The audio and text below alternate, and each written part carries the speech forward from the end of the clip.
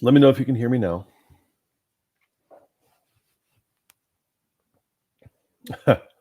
So we are in part 9 of our series. What that means, we've done 8 parts so far. And if you're just now picking up, if this is the first session you've ever watched, you got to mitigate your expectations. If you're coming here looking for a typical churchy kind of thing that you would get it somewhere else from a pastor or something like that, it's not what you're going to find here. One of the things that a lot of churches do is they offer explanatory power. We have all the answers. We do not come from that perspective. We do not have all the answers. So do not see me as a teacher or any kind of authority figure or anything like that. I'm just a guy sharing perspective. And anybody else looking at life in the Bible and reality has just as much legitimacy and authority as I do to parse things out. The only reason I'm sharing my perspective is because I think it's unique. And if I knew of another perspective that was, and I recommend other things all the time, that was great, I would just recommend those and then not spend my own time providing content.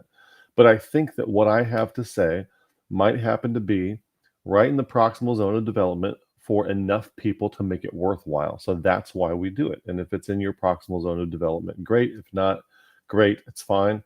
It doesn't hurt my feelings if somebody needs to go somewhere else to get what they need. It's just fine. So don't see me as any kind of authority figure or pastor or anything like that. I'm just a guy with a perspective. And if it's useful to you, great. And if it's not, that's fine too. So don't a lot of people want to challenge, like, oh, what about this and what about this and what about this? What's your position on this? What was the latest one? Somebody was asking me my position on baptism. Like I was supposed to have a position. I used to have a position on baptism, and I've grown out of it. Okay. So what's my position on baptism? Well, if it's right for a person, get baptized. If it's not right for a person, don't get baptized. There's not a... As you get older, you should grow out of cookie cutter stuff.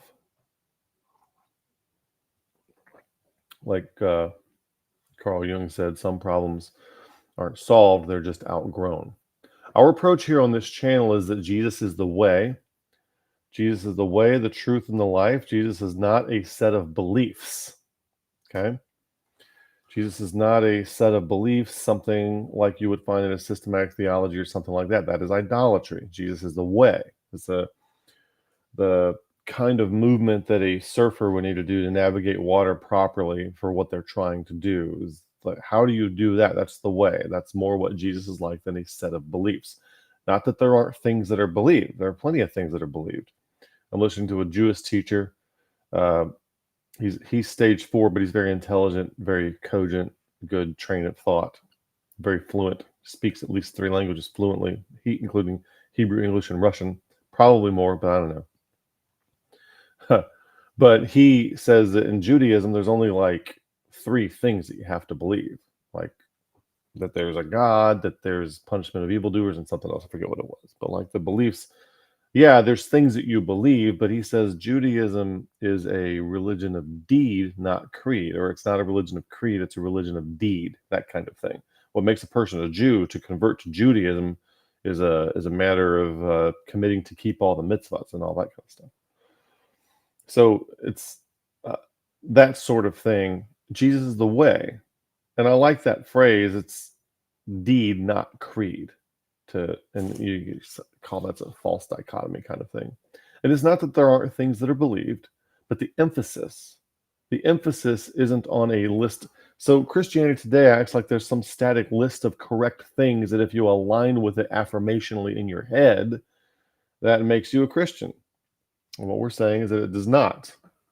And it is about, I'm going to show some evidence of this here in a few minutes, how the people that are the most correct are the people that are most dysfunctional.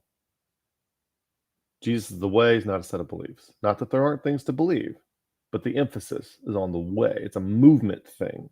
It's a motion. There's motion to it. There's process to it.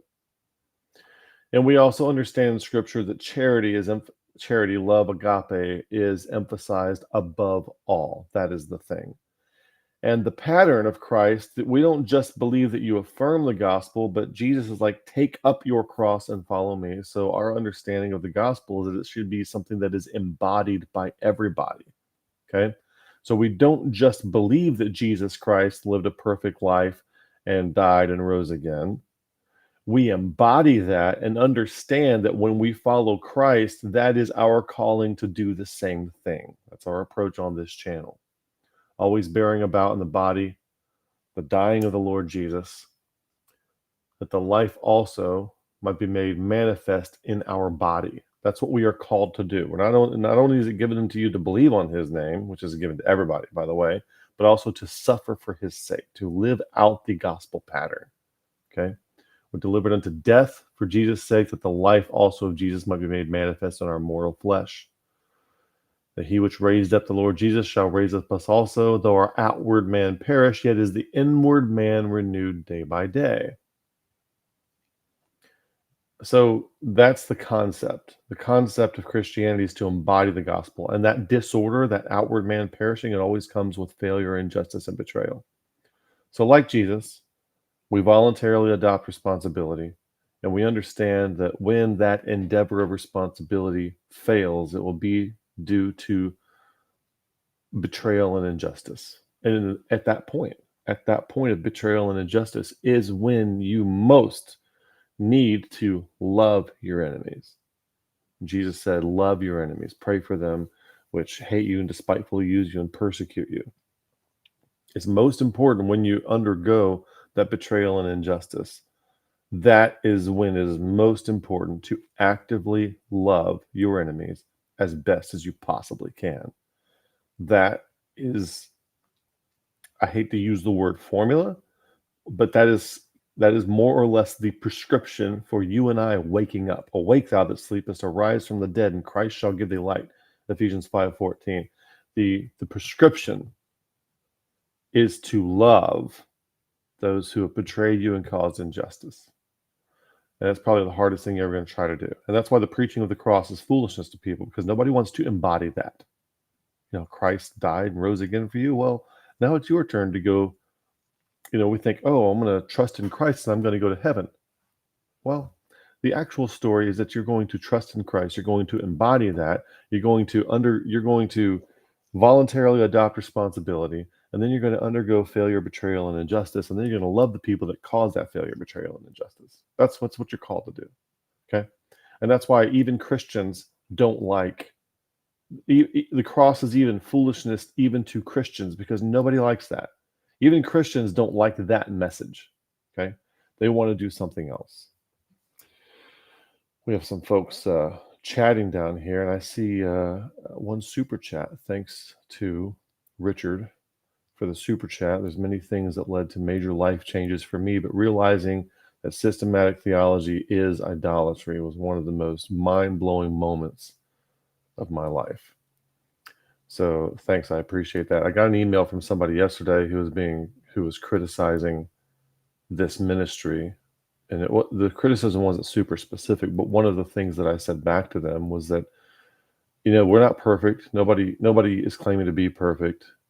And they're trying to call us hypocritical because we're pointing out flaws and errors in other people like Steve Lawson while we were purportedly doing the same things in another way. But this ministry is helping people in their zone of proximal development. And as long as it continues to do so, like people like Richard here, okay? So we hear things like this a lot. There's people that this is helping. So as long as there are people that this is helping, we will try to continue doing this as long as we are able, okay? So that's kind of where we are with this. Richard, thanks for the super chat. I really appreciate that. And speaking of those such things, if you want to support the channel so that we can do more of this, you like what you're seeing, you can support the channel on our donate page. We have 5 different electronic ways that you can donate to this cause. And the more the merrier. It basically boils down, somebody said, it's all about money for you guys. It's all about time. It's really all about time. The time is difficult to come by. The resources are sometimes difficult to come by. And it's all about redeeming time. That's why it takes money to do this kind of thing. So if you want us to have more time to make more content, time is fungible for money. It's just that's the equation. It's that simple. I didn't make it. I didn't make the rules. That's the society that we're in.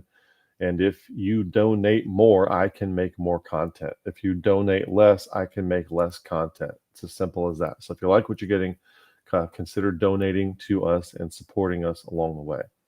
Now let's get into the content, try to pick up where we left off in the last few sessions. I think we were around slide 117.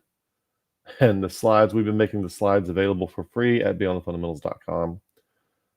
Right on the banner on the first page, it takes you to our Colossians page. And I think we're one session behind right now because our previous session was an interactive session. We didn't really cover a lot of content in the verses per se, but we did an interactive session to try to model for you kind of what we do on Wednesday nights sometimes. Now, once we turn the cameras on, it's a different dynamic. And also we have a lot more people on Wednesday nights than we had on last Sunday, but we just used Gideon's men, just the 300. We took everybody to a stream, and whoever lapped up with their tongue directly was kicked out. It's funny to hear people post rational. Anyway, that was a subset of the people who usually participate. So everyone for our Wednesday night sessions, everyone who supports the channel gets an invitation to come participate with us. Okay. So what I want to wrap up the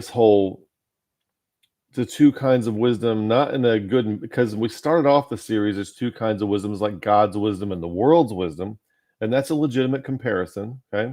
But then there's also two kinds of good wisdom. And in the good wisdom, we have something called Sophia, and then we have something called phronesis. So there's hints of phronesis, and that's what I want to try to wrap up the phronesis thing, then try to get through verse 13, maybe 14 today, before we wrap this up, and being conscious of time the whole time. Okay. So when we double click on the word knowledge, it could be the word gnosko, but it's not just gnosko. Gnosko, the Greek word gnosko, would be just stored up knowledge, like you store it up on a hard drive and you have access to information that you've learned over time. This kind of knowledge, epignosko, is like the ability to recognize and discern on the fly. This is not just stored information, it's a recognition capability. Okay. And that ties in very well with phronesis, the phronesis kind of wisdom. Okay. So where do we get phronesis from? This word, okay, over in Ephesians chapter 1, verse 6, there's this word prudence, hath abounded toward us in all wisdom and prudence. That is the Greek word for phronesis. Okay.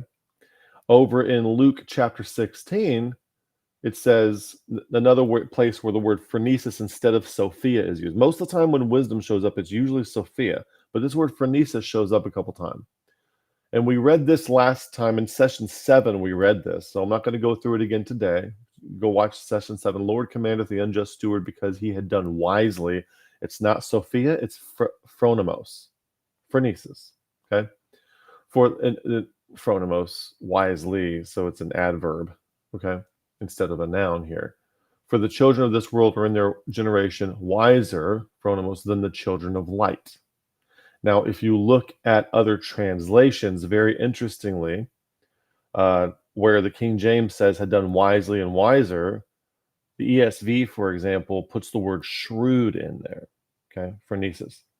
So what you might do, how do we put all this together? Maybe you could say that phronesis is something like prudence and something like shrewdness, a combination of prudence and shrewdness.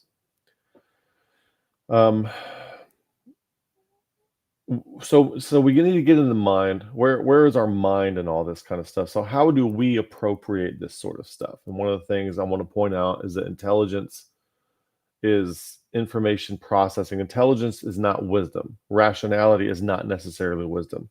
Intelligence is kind of fixed. I wonder if I can make this slide a little bigger so that people can see it better. Where are we? Give me just a pregunta, or I mean a segundo. Not a pregunta is a question. Let's see if I can make this a tad bigger so it can be seen better. Bam, and I think it is.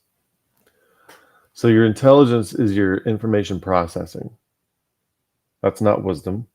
And your intelligence is kind of fixed. Your IQ, you can nudge your IQ a tad here and there. And I think people should try to do that. But what is has much more plasticity to it is your capacity for rationality. Okay?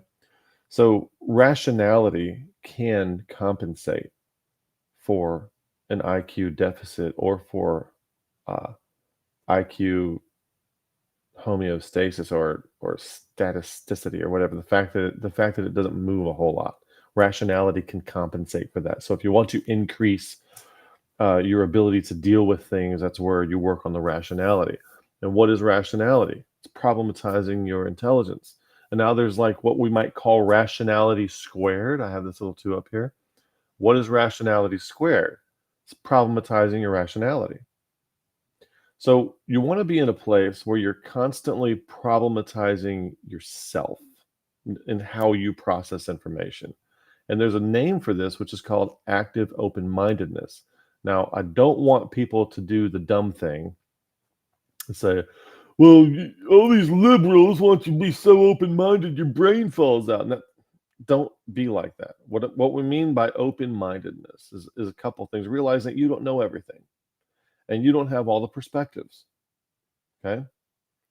And I used to be against, I remember I used to be against the concept of open-mindedness, and the phrase open-minded would automatically trigger me into some kind of, rant against, if I look at the sky and it's blue, I don't need to be open-minded to the idea that it's purple. Okay. Because I've seen it for myself and I know what the facts are. If I know that the grass is green, I don't need to be open-minded about that anymore because I know that it's green. Okay. And that's where I used to be. And that's where I think a lot of people are in this audience still. So don't be that way. That's one of the missions statements of this channel, is to help people stop being the way that I used to be, because it did not serve me well. Herbert, thanks for the super chat. This group helps me understand I'm not alone in my thoughts and I'm not a crazy heretic. Thanks, Herbert, for sharing that, and thanks for the super chat. So I appreciate that feedback. Roman says either Tolstoy or Dostoevsky said that recognizing you're a fool at least once a month is healthy. And I mean, for me, it's like probably 4 or 5 times a day, at least, at a minimum, conservatively, 4 to 5 times a day. And like John says, what you know may not be complete. So yes, so what active open-mindedness is once you cultivate a sensitivity and an ongoing awareness of the presence and effect of your cognitive biases. Understand that you are biased. Cognitive biases in your cognitive behavior and your cognitive life, and actively counteract them. That's what we mean by active open-mindedness. Actively counteract, recognize your biases, and actively counteract them. Okay, that's what we mean. That's what we encourage people to engage in.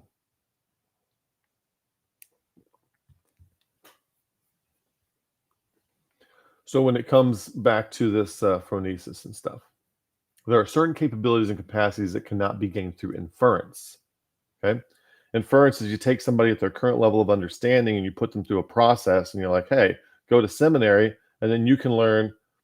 The idea that a person can go to seminary and then learn how to be a pastor is just absolutely preposterous. Absolutely preposterous. It's the dumbest thing that we do to young men and women, and it's the dumbest thing that we do to congregations of people who are trying to follow Christ, is thinking that some kind of learned inference process is all that's needed to be in charge or an overseer over people who are trying to follow Christ. It's not like that, okay? There are certain capabilities and capacities that cannot be gained through inference. In other words, there's no amount of information and processes for how to do that information that you can undergo at your current level of development and get everything you need. Inference is a conclusion reached on the basis of evidence and reasoning, the process of inferring something. So you would apply something like the scientific method or the inductive method to information, such as scripture, historic information, customs and values of the people at the time, cultural things, and then you can come out with the thing. Well, you don't understand what all your presuppositions and biases are, and that you never see the text clearly. Like if you're examining the text of scripture, or if you're a scientist and you're looking at evidence, you never see it clearly. You're always bringing a lot of baggage with you, and most of that baggage is stuff you don't realize you're bringing with you. So you're not, don't say I'm reading the text of scripture. Say I'm reading scripture and I'm bringing something with it, and actively attempt to counteract or discover what you're bringing with it and counteract it. And that's what we're always doing. And it's almost impossible not to. And one of the ways to stop doing that is to actually start putting something with the text intentionally. For example, I might read the text. I might put on my I'm going to put on my Calvinist lenses and see things as a Calvinist. I'm doing this intentionally. I'm overlaying Calvinism onto what I'm saying, and I know I'm doing it. Now I'm going to say, okay, and now I'm going to put on my provisionist lenses, bam, and I'm overlaying provisionism onto the text, and I know that I'm doing it. And now let me put on my unitive awareness goggles, bam, and I know that I'm doing it. So in other words, I'm eisegeting on purpose, okay? And one of the steps, the ability to see the text for what it actually says, is actually very hard to do. So one of the preliminary steps between here and there, between unknowingly overlaying on the text and between actually seeing it clearly for what it is with, theoretically zero biases, is to approach the text with multiple known biases. So I'm going to bring Calvinism, provisionism, Catholicism, unitive awareness, Gnosticism, Mormonism, Jehovah's Witnessism, whatever, everything. It doesn't matter. You don't have to agree with the things, but practice holding different viewpoints and imposing them on the evidence and see, okay, what would the evidence be telling me if Jehovah's Witnesses is true?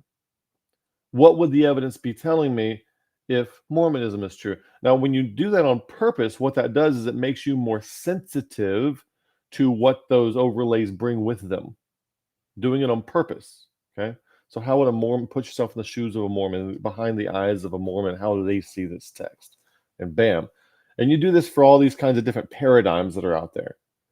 And that is a stepping stone to recognizing the unconscious paradigm by which you are operating in, and then starting to slowly and gradually lift that off.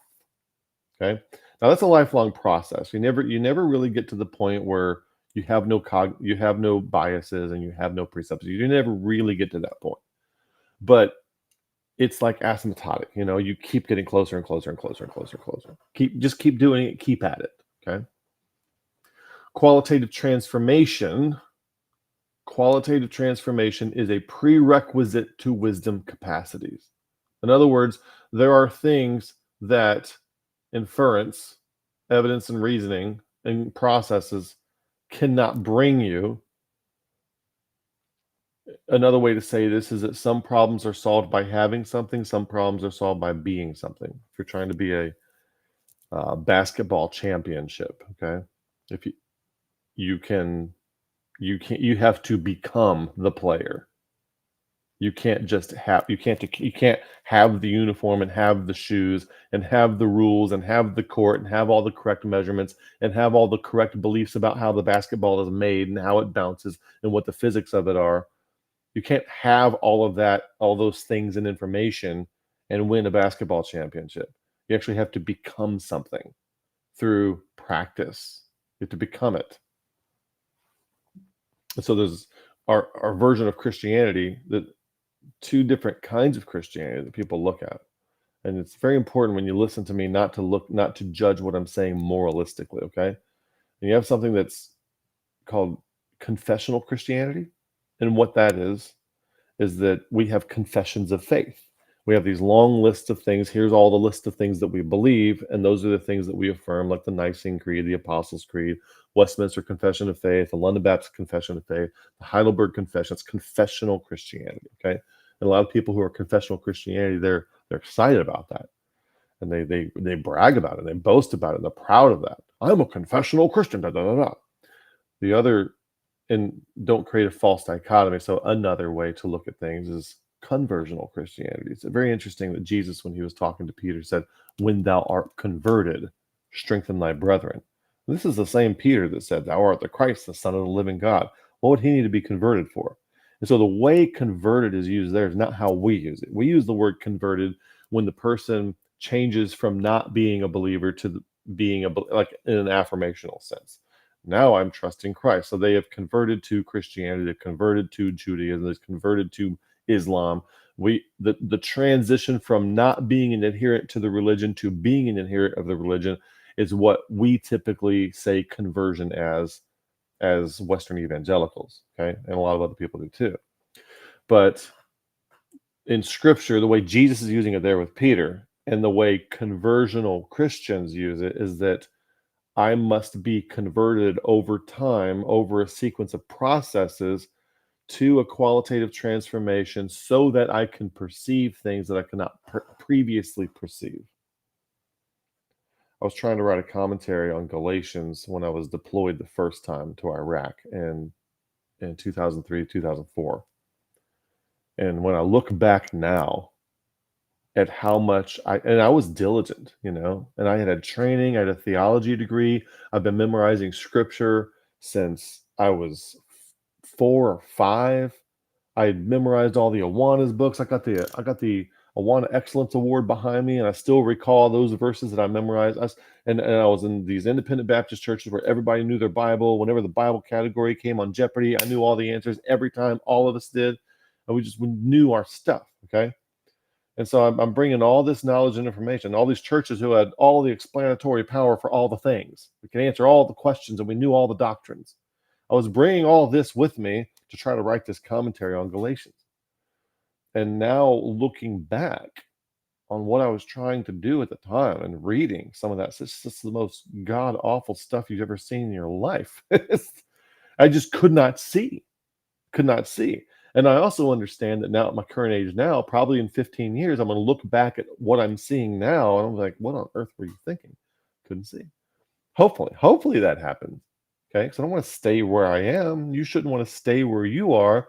So you never want to make the mistake of codifying what dogmatic truth is, because you can only do so at your current level of perception. And ideally, your ability to perceive is going to improve. So you don't want to go codifying in as dogmatic. It's like, this is the way it is. Da, da, da. You don't want to do that, because you can only do that at your current ability to perceive, and you will be able to perceive more deeply later.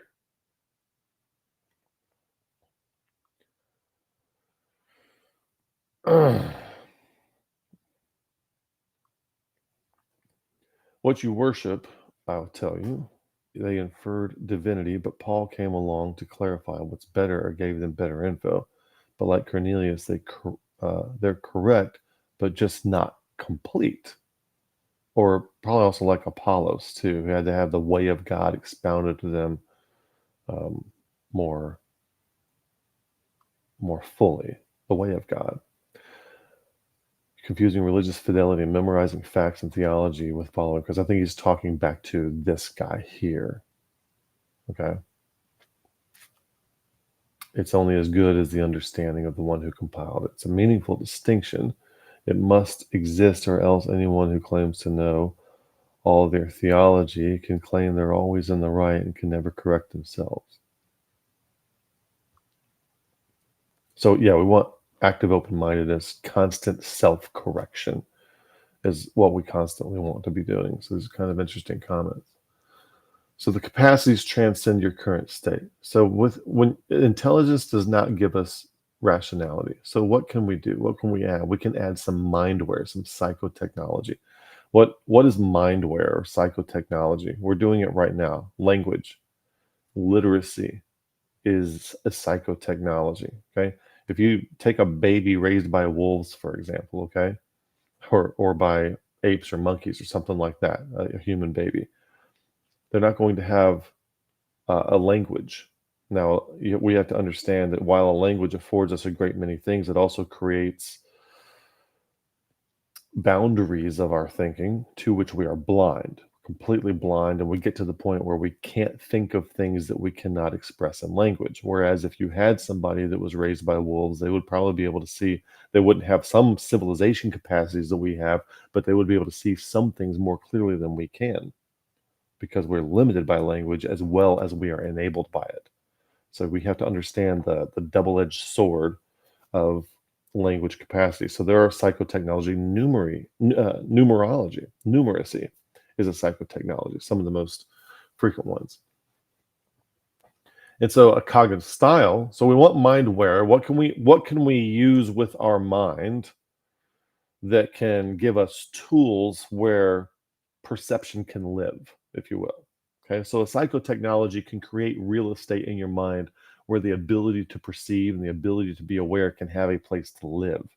So if you have numeracy, if you have literacy, there are things that can live there more fully that can also be contained by them. So you have to bear that in mind.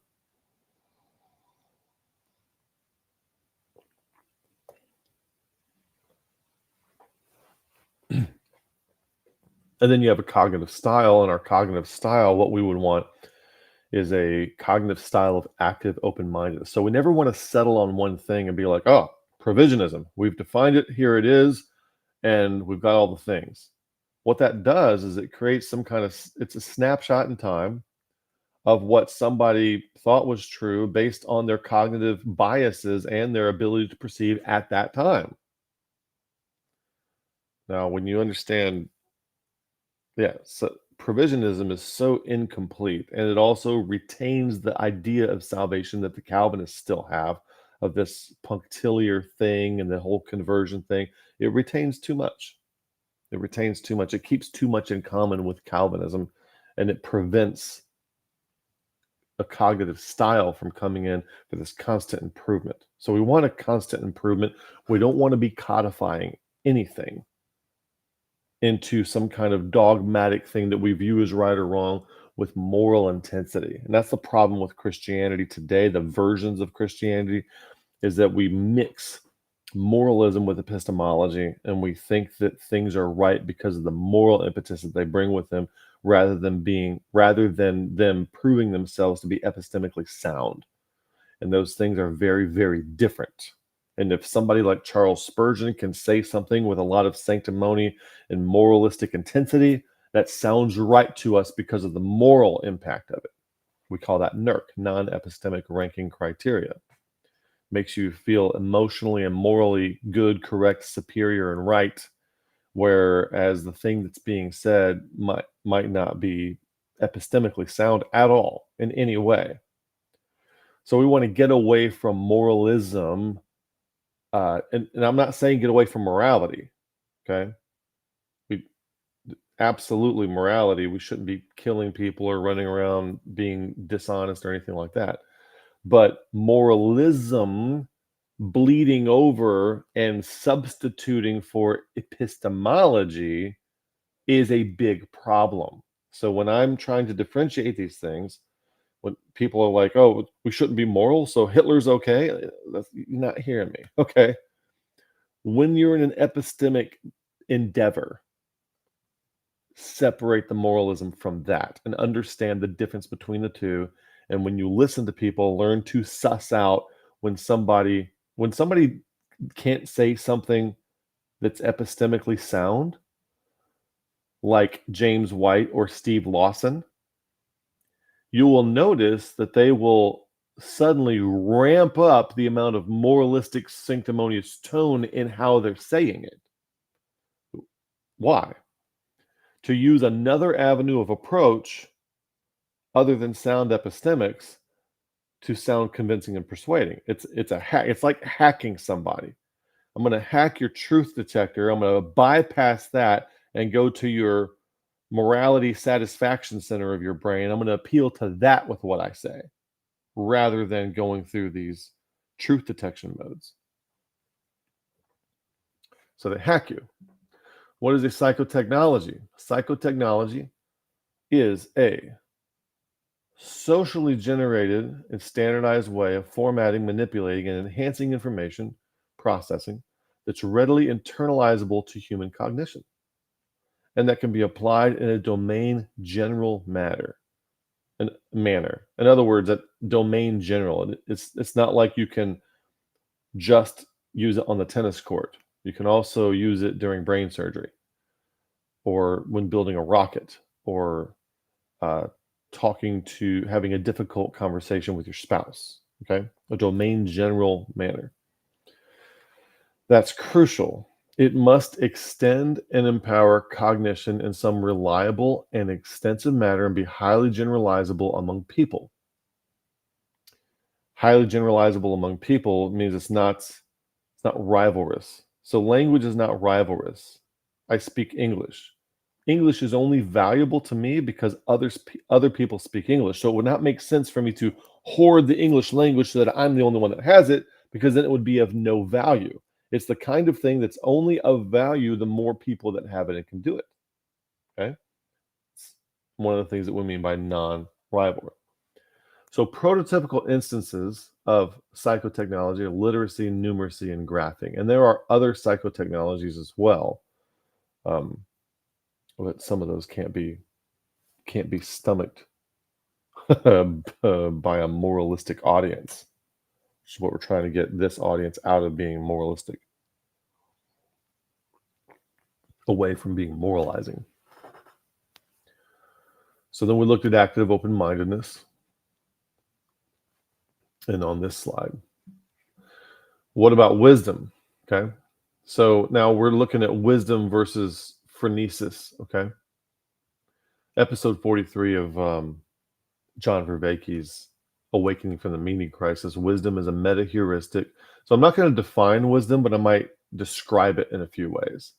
It's a pragmatic to orchestrate mind and virtue toward excellence. And when we say excellence, we're talking about excelling beyond, oh, that's excellent, not like that's very good, but to actually excel in capacity beyond the previous capacity. Positive psychology is the idea, and the power of positive thing, that's not what we're talking about. What we're talking about is the idea that we should study the mind, not only how it breaks down into its parts, we should also study it in terms of how it excels as an integrated system and as a whole, because that excellence, that excelling beyond, can often reveal powers and principles that work within our mind that normal cognition and pathological cognition do not reveal. So that qualitative transformation is to excel beyond, discover powers that you have that you didn't know you had. And when I say discover powers that you have, I'm not talking about spooky witchcraft or anything like that. It's like, I remember when I was like 4 years old, my siblings were doing multiplication tables because they're older than me, and I was not, and I could not, and all I could do was add and subtract at the time, and I was trying to look at the numbers and see how they were getting those answers, and I could not, my little 4-year-old brain could not figure out. And later, when I was taught how to multiply, my brain had the power to multiply, but I was not aware of it at the time when I was 4, trying to figure out multiplication based on the addition and subtraction that I knew at the time. I remember this. I remember going through this and not being able to figure it out. Maybe I was a little older. I don't know. I remember what house I was in, though. It's 231 Skyline Drive in Milton, Florida, 32570. So that's where, you increase in the ability to do things, and it's not like you don't want to. So wanting to multiply numbers did not make me be able to multiply numbers. At that age, I had to have it spelled out for me. I wasn't like Isaac Newton, who could invent calculus, okay, when he's trying to solve a problem. Could not do that. So positive psychology studies study states that are considered excellent, not like excellent, but like that excel, give you a capacity you didn't have before. Excel, to surpass one's previous state in exceptionality or proficiency in an activity or subject. It's wisdom, describe wisdom or feature list of wisdom. Higher order ability dealing with relevance, seeing through illusion and into reality, get comprehensively, reliably, and systematically better and dealing with self and deception, or at dealing with self and deception. Intelligence, rationality, mindset, relevance, realization, wisdom is in there. Okay. Rationality, we're describing wisdom, feature list of wisdom. Feature list is not a technical explanation, by the way. It's a feature list. Rationality, the systematic and reliable ability to overcome self-deception. Good problem formulation and insight of problem formulation avoids the combinatorial explosion of ill-definedness and the way in which we can be misdirected by science to misjudge what is relevant. So we have the four kinds of knowing. The deepest kind is participatory, then perspectival, then procedural, and propositional. And these three actually are stored in different places in the memory of your mind. Propositional knowledge is stored in the semantic memory of the brain. It's a different location in your brain. Procedural memory is stored in a different place. And perspectival is stored in what they call episodic memory centers of your brain.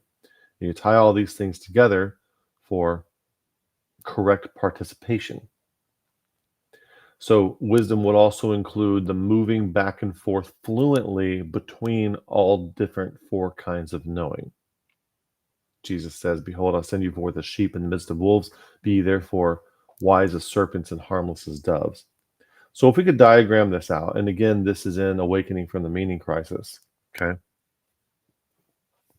If we could diagram this out, Aristotle is the first person that everyone goes back to that made a distinction between Sophia and phronesis. And then we also see that in the Bible. We see both of these words used in the Bible. And Aristotle was well known to the writers of the Bible. So everybody in the Decapolis, and it's interesting, you should understand this too.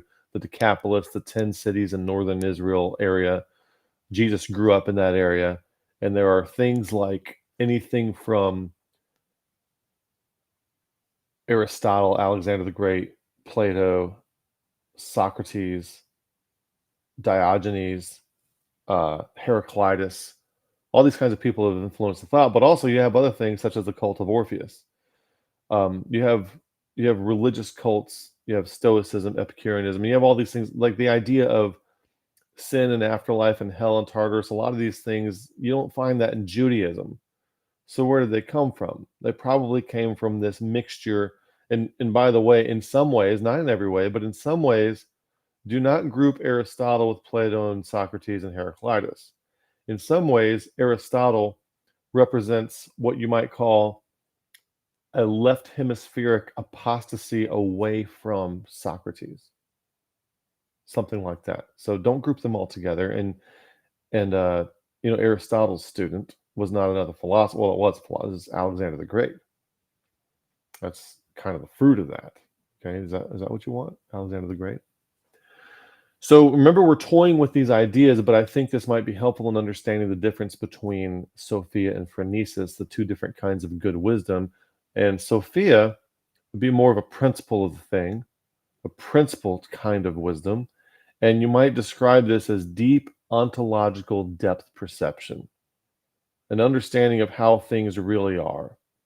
And an illustration that I would give of this is imagine that you are a cell, a human cell, and you're a human eyeball cell. And for some reason, you are aware, instead of just doing your function and just automatically doing what the DNA tells you to do, you also are aware that you're in an eyeball and that the eyeball sees, and you're aware that you're in a human. And you're also aware that all the other cells in that same body also carrying the same DNA as you, and they all have different functions in that body. So some of the cells are liver cells, some of them turn into fingernails and get clipped off eventually, and some of them are dermal ridges on your skin. There's all kinds of cells doing all sorts of different things. And so the deep ontological insight of the eyeball cell that was wise and had Sophia would understand that they are part of a larger whole that is a human being, and they're functioning in this capacity, and they need to be the best eyeball cell that they can be, kind of thing. You might say it that way. Now, what does that mean for us? Well, how do we zoom out from where we are? Well, the more you zoom out, the more problematic our perception becomes because we don't have deep ontological insight, and that's what we're trying to cultivate. And with Christians, it's very difficult to deal with Christians because when you try to describe these things, they will meet you with moralistic resistance rather than epistemic resistance. And that's frustrating. If we didn't have the moralistic resistance, we could improve a lot faster than we do.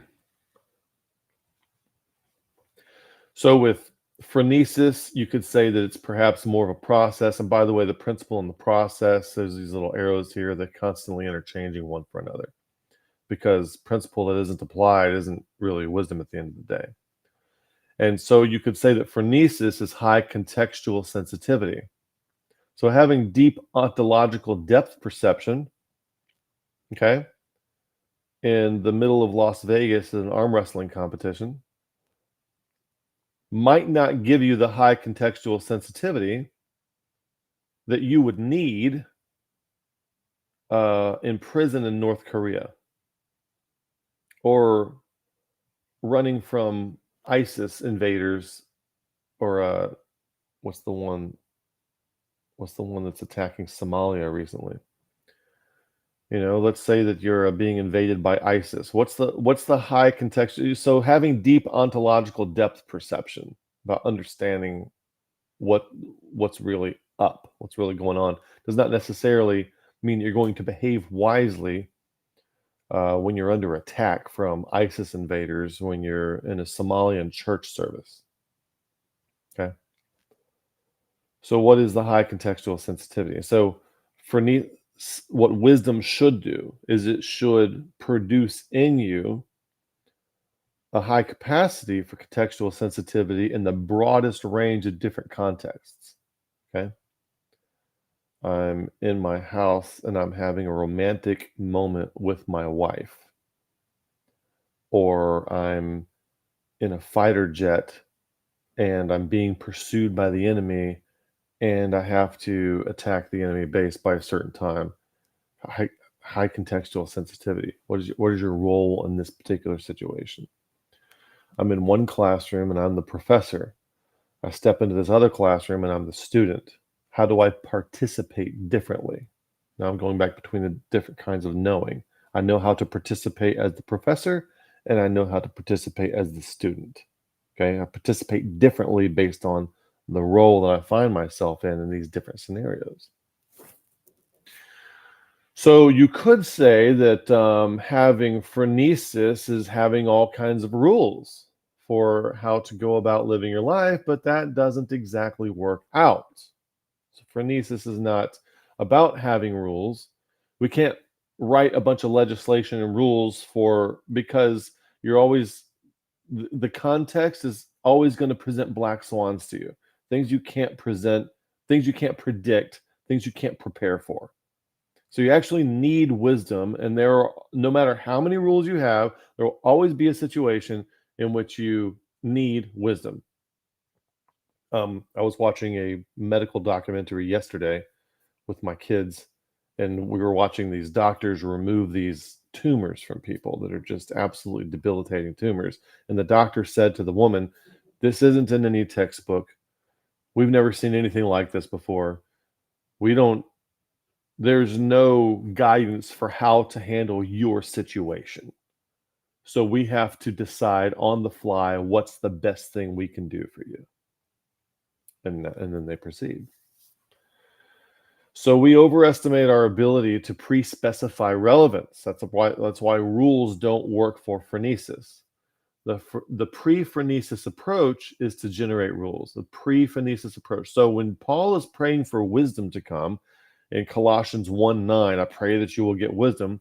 Later in Colossians, you'll notice that there's a big long list of rules.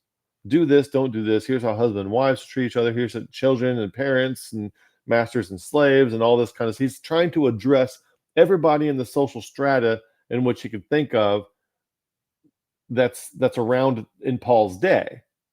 Okay. Now, we don't support slavery. I don't think Paul did either, especially if you read Philemon. He's all about setting them free. But if that's the economy of the day, and that's what's going on, and somebody's a slave and a Christian, how should they behave?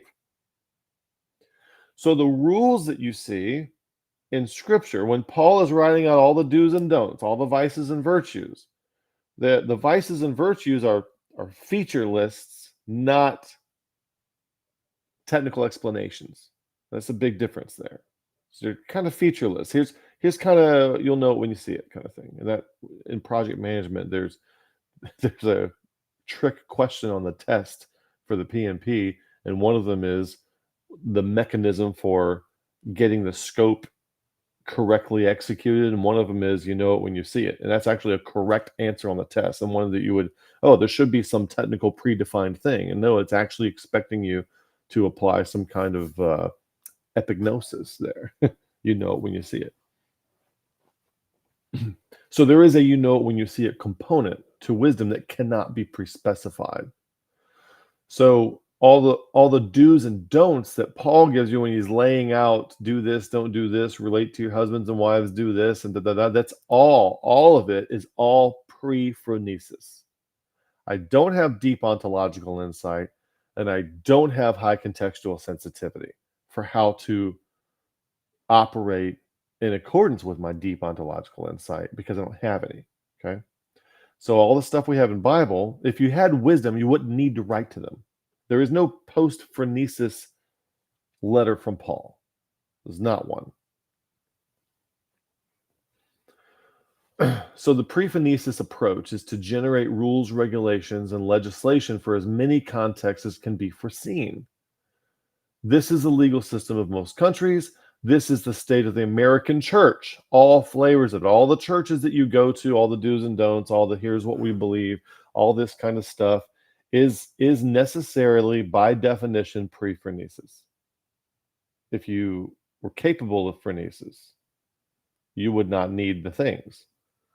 And the reason you need the things is because they're trying to specify the ineffable, which is an exercise in futility, but we try it anyway. And then people get all dogmatic and moralistic about it. And if you don't try to pre-specify the ineffable the same way that I do, then you're a heretic and you're not orthodox and you can't be a part of our club. It just creates tribalism when we try to do the thing that can't actually be done. Phronesis includes the recognition that it is impossible to pre-specify relevance for all possible contexts and abandons the rule-making, rule-following approach in exchange for sacredly oriented contextual shrewdness and prudence. So Paul says, 1 Corinthians 6:12, that all things are lawful, but not all things are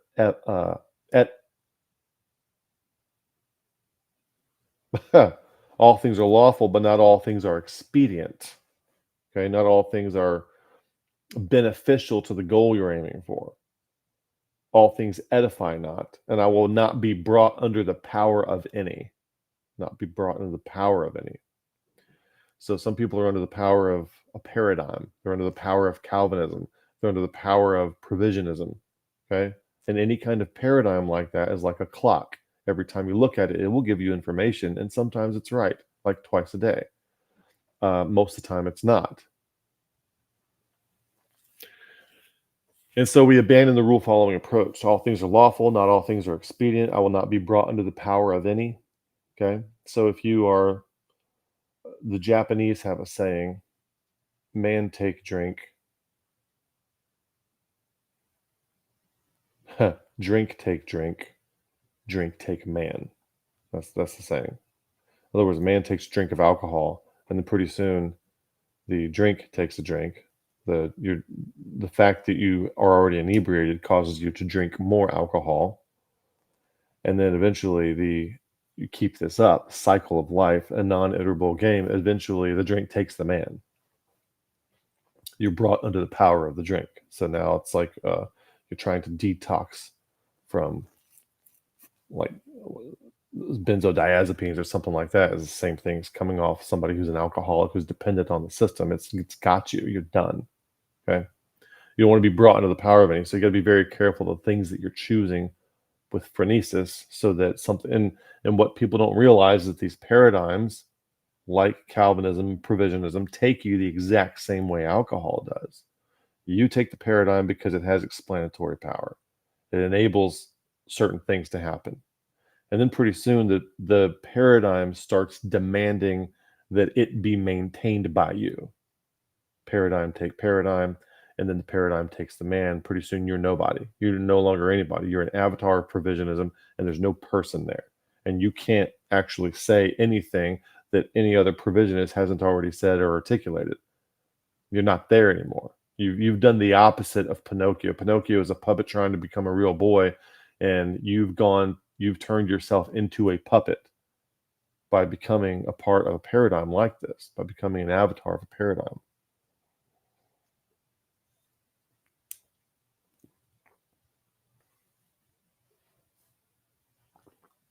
So then okay. So you would think there's expertise, right? Well, if I'm an expert tennis player, that doesn't transfer over to being a basketball player or a brain surgeon. So domain-specific expertise can interfere with other arenas, even that are very similar, not transferable. So if you're trying to go from tennis to handball or racquetball or something like that, you can actually mess yourself up. So what's needed is not just expertise, but domain general expertise for phronesis. Okay.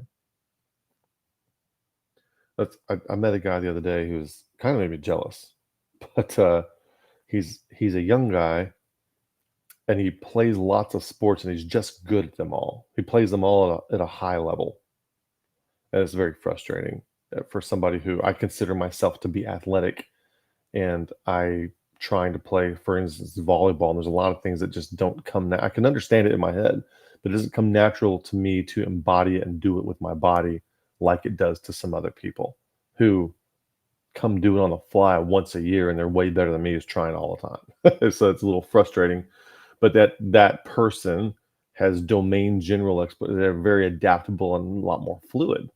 Okay. We need the ability to be contextually sensitive across many domains. Phronesis is not locked into a particular domain. So it's domain general, not domain specific. The ability to realize relevance always has a contextually sensitive component to it, and it's what's needed more than domain specific expertise. So you could go from intelligence to rationality and relevance realization. And now we're on a path to cultivating wisdom when we understand this process and bring some intentionality to it. Okay. So rationality, think of the word right here, ratio, to put things in their proper ratio with respect to what you're aiming for. Breaking words down can often help us see things. And also, phronesis is connected to a pursuit of virtue.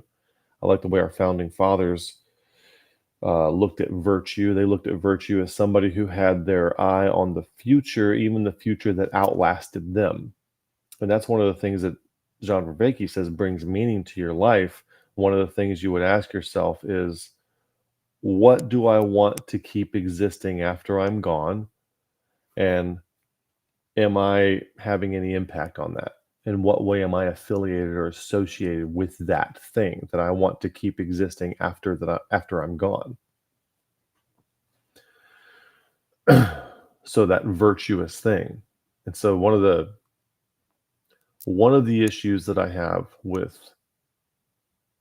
things like homosexuality is that and I don't advocate, I've been dealing with the whole Steven Anderson uh, scandal that's going on, all the abuse that's come to light that's been going on for years, and all this kind of stuff.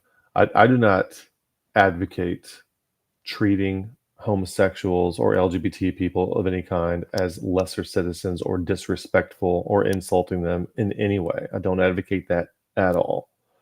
But something that I wrestle with is what they might call breeders, those who have an eye to the future, who are willing to biologically invest and ideologically invest to the degree that you raise your kids in a certain way, hoping that they will be existing in a better future and will contribute to that future being better. There's this biological investment into the future that is associated with virtue to me. And when somebody is focused on what they love and what they want and how they are gratified now and here in a way that does not transmit into the future, that is concerning to me. And I'm not exactly sure what to do about that, but it's pretty concerning to me. So I think about that kind of thing a lot. When it comes to virtue, there's a future component to virtue. There's a delayed gratification component to virtue, and sometimes that delayed gratification has a future that will outlast you, such as the guy who plants a tree that's not going to start producing fruit or bring shade, and it'll only do that for his grandkids. He won't ever get to see it. The guy who built the house that I'm in right now had ALS. He designed it and he built it. He was a Marine Corps veteran. His name was Aaron, and he passed away a few months before this house was finished. Okay. And so now what he did was virtuous. Now, ideally, his family would have been able to stay there, but they didn't really like the idea of staying in the house that he designed after he was gone because it reminded them too much of him. Okay. But I am benefiting now from his virtuous investment into the future. Now, I know none of these analogies are perfect, but you get the idea. Get the idea. When we start looking at as we move forward in the text, there's this idea that we have to bear in mind the entire time. And burn this in good. This is very, very important. In Colossians 1:27, we're headed toward that text. This is very important that we bear this in mind, because I have a lot of thought inertia from my independent Baptist days. And honestly, when I look at the text, I've read it so many times from an independent Baptist perspective that I really struggle with seeing it how I see now. And so when I first look at the text, I just see independent Baptist stuff. And I have to sit with it for a few minutes and kind of look at it and start seeing, those posters where they look like visual gibberish. And then when you look at them long enough and you kind of look through it, you start to see the image back there. I have to wait for this thing to fade. So we're headed. That's what I have to do when I'm preparing for this, because the insights that come from the way I see now, I very much enjoy them and want to share them, and they're wonderful. And they've really helped my life become so much more joyful and better and wonderful and fruitful and functional. But it's not easy for me to maintain that focus. By my default mode, network is a previous version of myself. So I want you to join me in that intentionality. So when Paul says, to whom God will make known what is the riches of his glory, the mystery among the Gentiles, Christ in you, the hope of glory.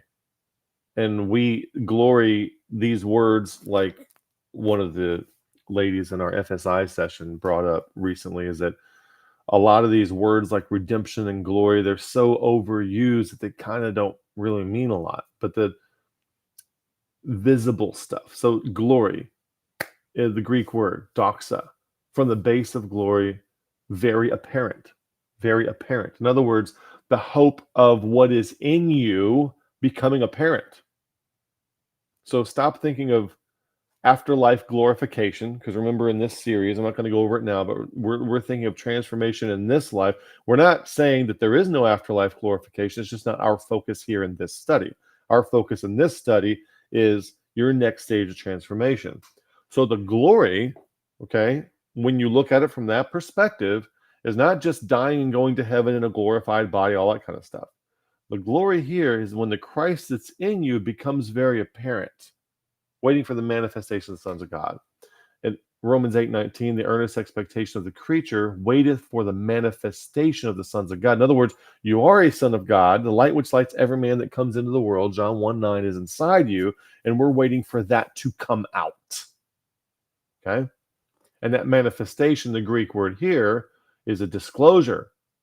That's where we get our word apocalypse, the word revelation, apocalypse, the disclosure, which should help tie this in to my understanding of the book of Revelation is not just end times, global, all the people, governments, and all that kind of stuff, but it is actually also fractal, a map of what happens in the cosmos of you when you transform to the next version of yourself.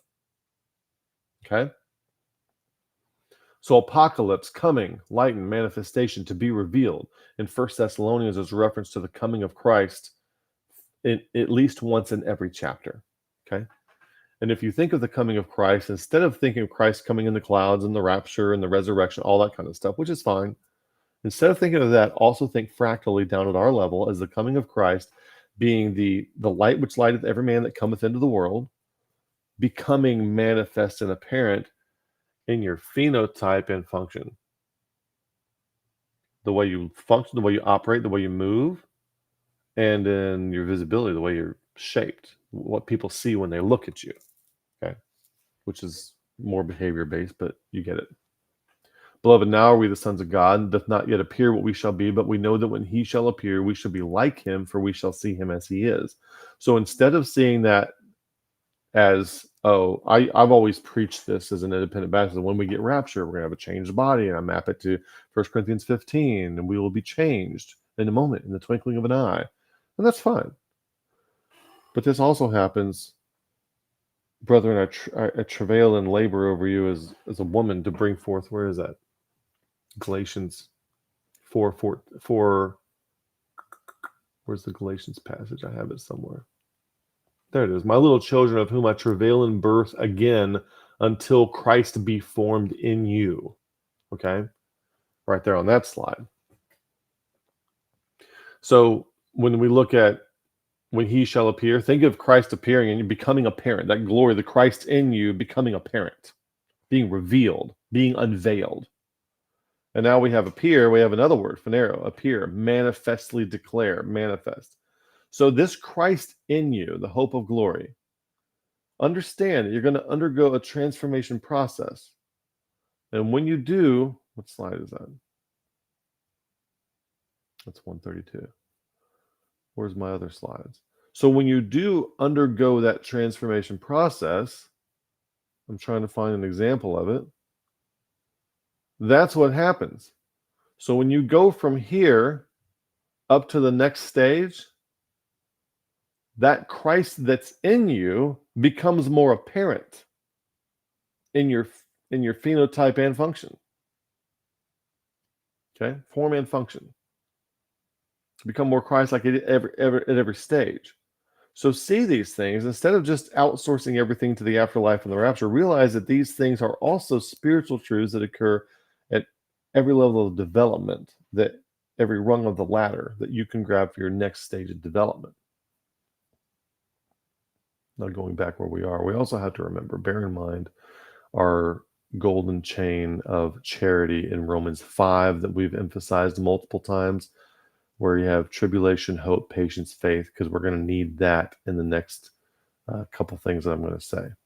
Now, all the other slides. Where was I? 132. Here I was. When some people operate, let's say you get, and I just built this yesterday. Let's say everything over here on this side of the slide represents stimuli inside, comes from inside, from outside. You're stimulated by something. I have a man, a woman, I have planet Earth, I have the newspaper, I have a fly, anything input information. This is input stimulation. Now, the first thing that it hits is your senses. Okay. Now, the second thing that it hits, it starts to hit your nerves. Okay. And then it comes into your limbic system. Bam. Now, beyond that, there is your prefrontal cortex. There's paradigms, your way of thinking. So this little ring of paradigms over here say that little ring. It could be your Calvinism, your provisionism, the little reality tunnel through which you force all the information that comes into you, and I re-see that through my provisionism or through my Calvinism or through my Mormonism. Okay, it's all the same. It's all the same stuff. You have paradigms, and ultimately what you want is for these to become transparent so you can use them, but you're not identified with them. And then we have psychotechnologies. And so imagine this goes back and back and back and back. What I envisioned in my head when I was trying to draw this chart was like more and more depth and more and more depth. But we have to realize that cognition is embodied, okay, with 4E cognition. And I know I have like 7 here. 4E cognition, we have to realize that our cognition is embodied. In other words, your body is like a VR hardware set, and you have capabilities and restrictions associated with this VR headset. It gives you the capacity to see with some eyes, but then you can only see what these eyes can see, limited by how they're limited.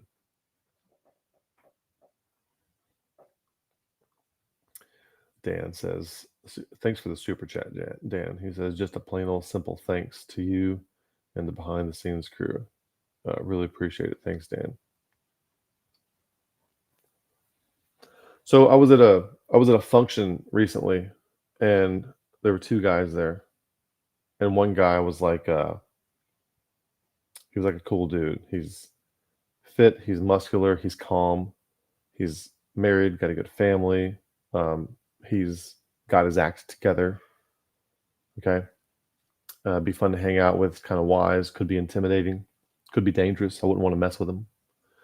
And when stimuli came his way, I could see that it would go all the way back deep before it would come back out in the form of some kind of comment or reaction. Okay. Now there was another guy who was not that way. He was a little more shallow, a little more self-absorbed, a little more focused. So stimuli would happen, somebody would say something, and I could see how shallow it was. I could see him. It would get this far, and then it would bounce back to his in a reaction or a comment or some kind of reaction. So when these 2 different, I'm at this function, and it was like just a group of friends, and we're all barbecuing in the backyard and having a good time, watching the LSU game, that kind of thing. But just watching people socially and how they interact. Okay, one guy got a lot of depth to him, got a lot of mystery to him, that kind of thing. And this other guy is just as shallow as can be, and everything is bouncing right off. So another way that I envision this, and I don't have a chart for this, but another way that I envision this is, say the limbic system and your nerves are like on the outside of this circle, okay? And a child or a cluster B person or somebody who's paradigmatic, okay, Calvinism, provision, their sense of self, or somebody who's emotionally identified with externalities, okay, their sense of self is kind of it's real shallow, it's expanded, it's right out here close to their limbic system and their nerves. And so when stimuli comes in, it bounces right off where your sense of self is. Okay, so this guy's sense of self is real close to the circle. Now the other guy, his sense of self is way far removed, way deeper, farther back in. It's way back in here. And so when stimuli comes from outside, it has to go through all this stuff, and it's embodied. It still goes to the limbic system, still goes to the prefrontal cortex. The vagus nerve is still affected. All 5 senses are still enacted. All that kind of stuff still involved, but it goes way, way deeper. The guy's sense of self is a lot further removed from all that, and then it bounces back out in some kind of form of feedback. So you can see this, and you can kind of, if I'm sitting in a social setting, I can just look around, and I can get a visual in my head of how big people's circles are and where their sense of self is, and how close their sense of self is to the surface and externalities, and how much deeper and further removed their sense of identity is. And I don't like this analogy fails in one way, because there is one, in some sense, your sense of self, you want to be the pond, not the cup of water. So you do come to a place eventually where you start to see everything and everybody as an extension of yourself. I mean, the same thing making the trees grow in the sunshine is the same thing as ultimately making your fingernails and hair grow. So I don't want to lose that, but the concept of the sense of self being deep, deep, deep, deep, deep, rather than all these shallow surface things, is something you can sit around in a group of people where there's like 8 couples sitting around having a good time, just socializing, eating barbecue and watching a game and talking to each other. You can see how big everybody's sense of self circle is if you were to visualize it that way. What we want and cognition is embodied, which gives us capabilities and limitations. We have to realize what those are. Our VR hardware set of our mind. So think about that for where you are. So phronesis and Sophia would be somebody who's got more depth to them, who's not just bouncing off the limbic system all the time. Bam, bam, bam, bounce off the limbic system. Kids bouncing off the limbic system all the time. James White, ideologues, bouncing off the limbic system all the time. They got an answer for everything.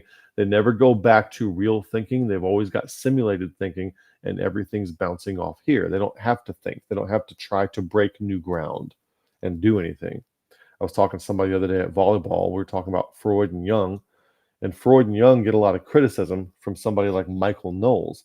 Well, Michael Knowles is a Catholic, and he subscribes to, like William F. Buckley conservatism and then Catholicism. So these are predefined paradigms, and all he has to do is align with them. He didn't make those paradigms.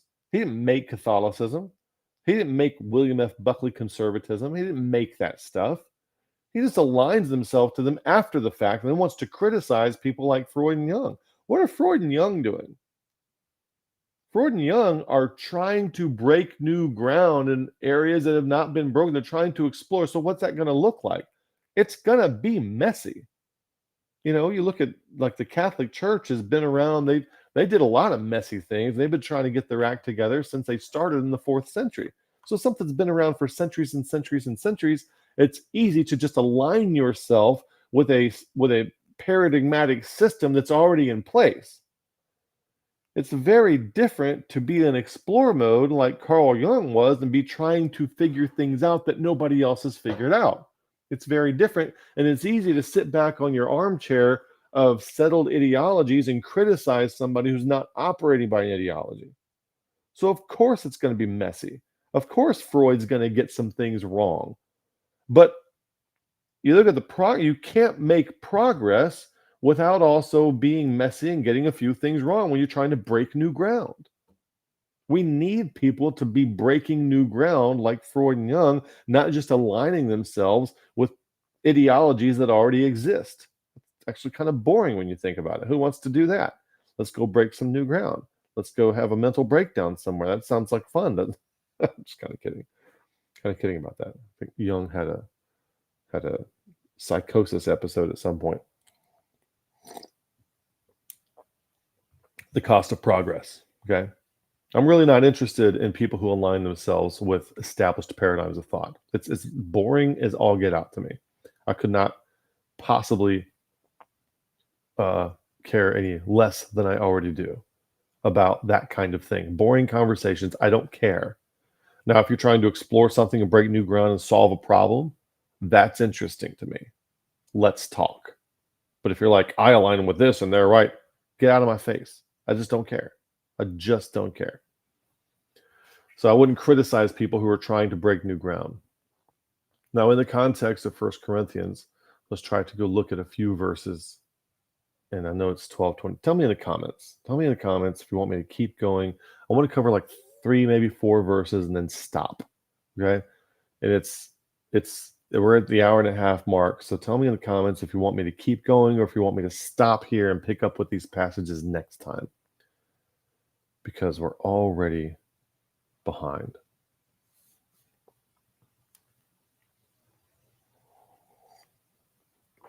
So I kind of thought about paraphrasing and expanding all of Colossians, kind of like what I'm doing on this slide. on this slide, that you might walk. So he just prayed for them to have wisdom. Thanks for the super chats. Jafetki, I don't know how to pronounce that, but I'm trying. Video game controller punches and kicks between words, super effective. So the video game controller, if y'all are wondering what that means, it means he sent an emoji of a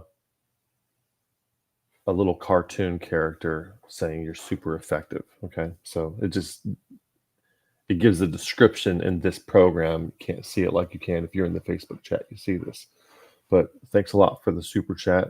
I really appreciate that. That is a lot of help. John Hathaway says, keep going. ESWN. Dr. Z says, go. Big Boy says, got to pull out, but I'll finish up later. Okay, so we're going to go for it. I'm going to cover these 3 verses and then we'll quit. So Colossians chapter 1, verse 10, that you might walk worthy of the Lord unto all pleasing, being fruitful of every good work and increasing in the knowledge of God. So here's what I'm going to do is I'm going to rewrite this. The rest of the slide is basically me rewriting this in like what you might call amplified, Young's literal and amplified Bible, in accordance with some perspectives that I have now, which would include things like being right hemispheric, metaparadigmatic, unitive awareness. And I understand that these are biases that I'm intentionally bringing to the text, but you know it and I know it, and they're not unconscious to us. We're not doing it unwittingly. So if walk is a behavior, worthy is something that you're commensurate with something. And then Lord, it's the kernel of the computer. It's the base reality of all things, unto all pleasing. Now, all pleasing, if you're talking about, the Hebraic Megazeus that shows up in the Monty Python Search of the Holy Grail movie in the sky, you're talking about a being, whether they are appeased or not. Well, what if we're pleasing a process or something that we could depersonify for a moment? Okay, what you would need to do is you would need to be in attunement with it. So in other words, if you're on a surfboard, you have to move to the satisfaction of the water. You have to be in attunement with the water. You have to be pleasing to the water, because if you try to breathe water, it will kill you. If you try to go against the flow of the water, it will not work. You have to work with it. Okay. So when I see the word pleasing there, if I think of God, if I depersonify, and I understand, God is a person, I get it. Okay. Stop being moralistic here. What I'm trying to do is understand. So I'm trying to problematize and think of things a different way. And one of the ways I want to think of things is the pleasing. Think of God as the summation of all the processes. Okay. Like if you had to work with water, you could swim in water. You could be doing underwater demolition, like a Navy SEAL. What happens when you set off an explosive in the water? You better know something about the water. What happens if you try to breathe water? What if you would drink water? What if there's a tsunami? What do you do about the water then? What if there's Hurricane Milton? You see, water can do a lot of different things. So you need to be in attunement with it. Well, what can air do? Air can be stagnant. It can be still, like in this room. The air is pretty still right now. It's nice and cool. But what if the wind is moving very fast? You can harness the wind kind of in something like a sailboat and use it to power you, or a windmill. You can use the wind, or the wind can destroy you and take your house down, or something like fire. Fire is a very particular thing that operates in a certain way. If I start a flame on a candle, and then I move that flame and light another candle, right then, is it one flame or two flames? And now I separate them and they're both on fire. Is that one flame or two flames? Fire's weird like that, okay? It can replicate on its own in certain ways. Now, fire does what fire does. You can cook with it, or it can burn you. Now, I'll just give you 3 examples there. Now, bring in quantum physics and all this. Take the way these things operate. How would you have to operate in a way that is pleasing to water so it doesn't kill you? In a way that is pleasing to wind or air so it doesn't kill you? Or so you can use it? Or in a way that is pleasing to fire so that you can have it work to your benefit and not to your detriment? Now, take all the things. Now imagine God is a process. God is a verb. Now instead of just like water or wind or fire, I know there's a band and all this kind of stuff. And I'm trying to go there. Just hear me. What is the meta process of all the things? What is the movement and functionality and properties of all the things? Okay. Now you think of that as the Lord. Okay. Now, if you're going to be in the highest value, for example, and if you're going to be pleasing to that, you're going to operate in a way that is commensurate with it. How do you surf the everything wave? How do you do that? So into all, that's what I have in mind when I see into all pleasing, is to be in attunement with something that's in motion. And if it's the Lord, it is the ultimate thing that is in ultimate motion. There's a movement to it. Remember, nothing's static in reality. And then being fruitful, bringing results and consequences in every good work, actions. Okay. Now, the reason he has to say every good work because it can't be specified because you don't have wisdom yet. And increasing in the knowledge, and this knowledge is epignosis, not just gnosko, not just stored knowledge, stored information, but epignosis is the ability to recognize things on the fly of God, of base reality, of the ultimate motion of things. Okay. That's where my mind is when I see this. So if I were to reword it in accordance with that, I would say, here's what I wrote on the slide, that you might behave in a way that is commensurate with the DNA and light. Because remember last time we talked about stem cells. They all have the same, all your cells in your body have the same DNA.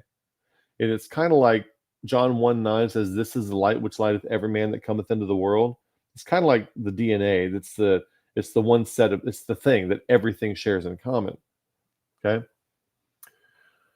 And then your stem cells differentiate and they become like an eyeball cell or a liver cell, but they still have the same DNA. Now they just have a different form and function, just a different function and phenotype. So commensurate with the DNA and light, John 1:9, that is within every cell of the body with complete attunement. That's the pleasing. Showing increased capacities for functionality and effectiveness, increasing in the ability to recognize motions and patterns of the divine when they are encountered. And last time we met, recognizing things on the fly, we looked at a Beat Saber game, which is a good example of being able to recognize which hand to use, which way to slice the things, which ones to avoid. Okay, Beat Saber is a great example of phronesis and epignosis put into a game. Okay, that's why I'm showing that video of that. So we want to develop the ability to move with predictiveness in accord, not predict like pre-specify relevance, rules, and regulations, but predictiveness like a surfer or a sailboat pilot would have. With predictiveness in accordance with the most fundamental patterns of reality and existence, with increasing capacity to direct the flow toward the affordance of choice and transformation of being into that which can choose wisely and afford choice. What is that? What is the affordance of choice? That's the definition of love that we are working with. So to develop the ability to move with predictiveness in accordance with the most fundamental patterns of reality and existence with increasing capacity to direct the flow toward affordance of choice and transformation of being into that which can choose wisely and afford choice. Now, it's going to sound very immoral and what do they call that? Blasphemous for what I'm going to say. But I like the idea from Judaism that when God says, I am that I am, that there is an invitation. I will be what I will be. There is an invitation for us to co-create with God. And so just like water, you can channel water. You can use water and fire. You can actually channel water to where you're generating hydroelectricity. Okay, you can build a dam. You can use fire for different things. You can channel fire. Okay, so the idea that you can interact with God and in certain ways have an influence on the flow in which direction it goes.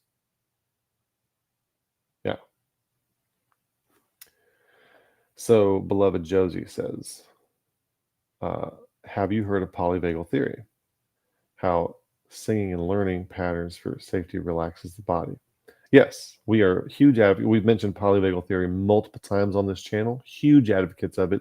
So when I mentioned this slide over here, vagus nerves, notice that I put the vagus nerve, okay? And I am aware of that because of polyvagal theory. So huge fan of polyvagal theory. Thanks for bringing that up. Should we be seeing others in that perspective? What if he is trying to retrain himself to avoid discomfort of leaving legalism? We have to show grace too. Not sure what that's in reference to, but yeah. I appreciate these comments as well. So we've looked at this one, okay? So I hope you kind of get where my mind is with some of this stuff. And I hope that it's insightful and helps you see the text a little bit differently. Not in a dogmatic way, like you have to see it that way, but just another perspective that you can use when you're swapping perspectives and look at the text, okay? So Colossians 1:11, strengthened with all might according to his glorious power unto all patience and long suffering with joyfulness. The way I would word this is enabled, strengthened, with abundance of force. Now the word strengthen and might are two different, that's the verb and the noun word of the same Greek word dunamos, like and it always frustrates me when a preacher uses that word. That's the word from which we get our word dynamite. It's true, but they all say it. And I remember the first time I heard it, oh, that's kind of cool. Huh. Enabled with an abundance of force capacity.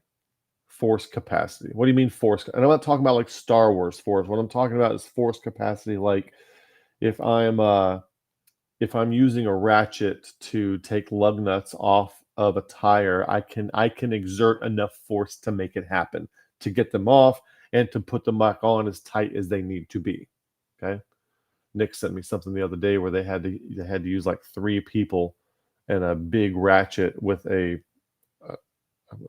not a tachometer, but some kind of torque meter that showed how much torque was in the nut because it had to have a certain amount of strength in order to be considered compliant and tight enough. Enabled with an abundance of force capacity that stems from observable capability of the light. In other words, the light's already inside you, like the light bright. We have little black lights, little black marks and coal and dirt and enculturation and our identity with externalities clouds up that light. And when that light shines through, the observable capability, in other words, if that light could shine out, we could know and behave and do things that we couldn't before. We have powers locked away, and don't use that. I'm not using the word powers like spooky, but we have capabilities that are locked away that we're not aware of because this stuff is buried deep inside us. Okay. So the wisdom of the world, think Alexander Great and modernism, got to build it bigger, better, faster, stronger. The wisdom of the world would think that the result of strength and power, notice this verse here. Strengthened with all might according to his glorious power. Unto what? You would think the ability to control, the ability to engineer and make things like you want it to and impose external force to make it like you want. It's not where it goes. It's unto all patience and long suffering with joyfulness. I need strength and power for that. So while somebody pointed out in our FSI session a few weeks ago that, yeah, Colossians kind of seems like a word salad of a whole bunch of things thrown together. But if you're reading this carefully, verse 11 is a big curveball. That's weird to have an increase of strength and power result in patience and long suffering. What about the control? What about I get to control things? That's not what it leads to. Okay. So the wisdom of the world would think that the result of strength and power and capability would be an externally imposed control, capacity for control and dominion and structure and order with clear boundaries. That's what you would think that strength would result in. The ability to engineer with specific foreseeable goal in mind. We're going to make this. We're going to build this bridge. We're going to build this tank. We're going to fire this rocket. So it is a huge plot twist and a curveball to have this power and strength result in patience and long-suffering and joy. And that's strange. A person with enough power shouldn't have to wait for anything or suffer anything for any period of time, much less long. When I say power, like the world's power, the way the world thinks of power, like Alexander the Great, modernism, conquer, own, control, engineer. If I have enough money, if I have enough power, if I have enough political clout, I should be able to say, I want it now, make it happen. And then bam, it happens. And that's not the kind of power that is God's power. It's different. The power of God works through love. Man's power is externally imposed control to force and shape and make things like they want.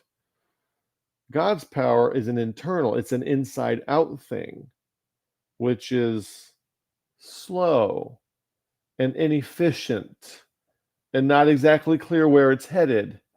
And we don't like that. And that's why even the church today doesn't believe in love. Now, I'm paraphrasing a quote from Richard Rohr when I'm saying all this, but I think it's a very good quote and I totally agree with it.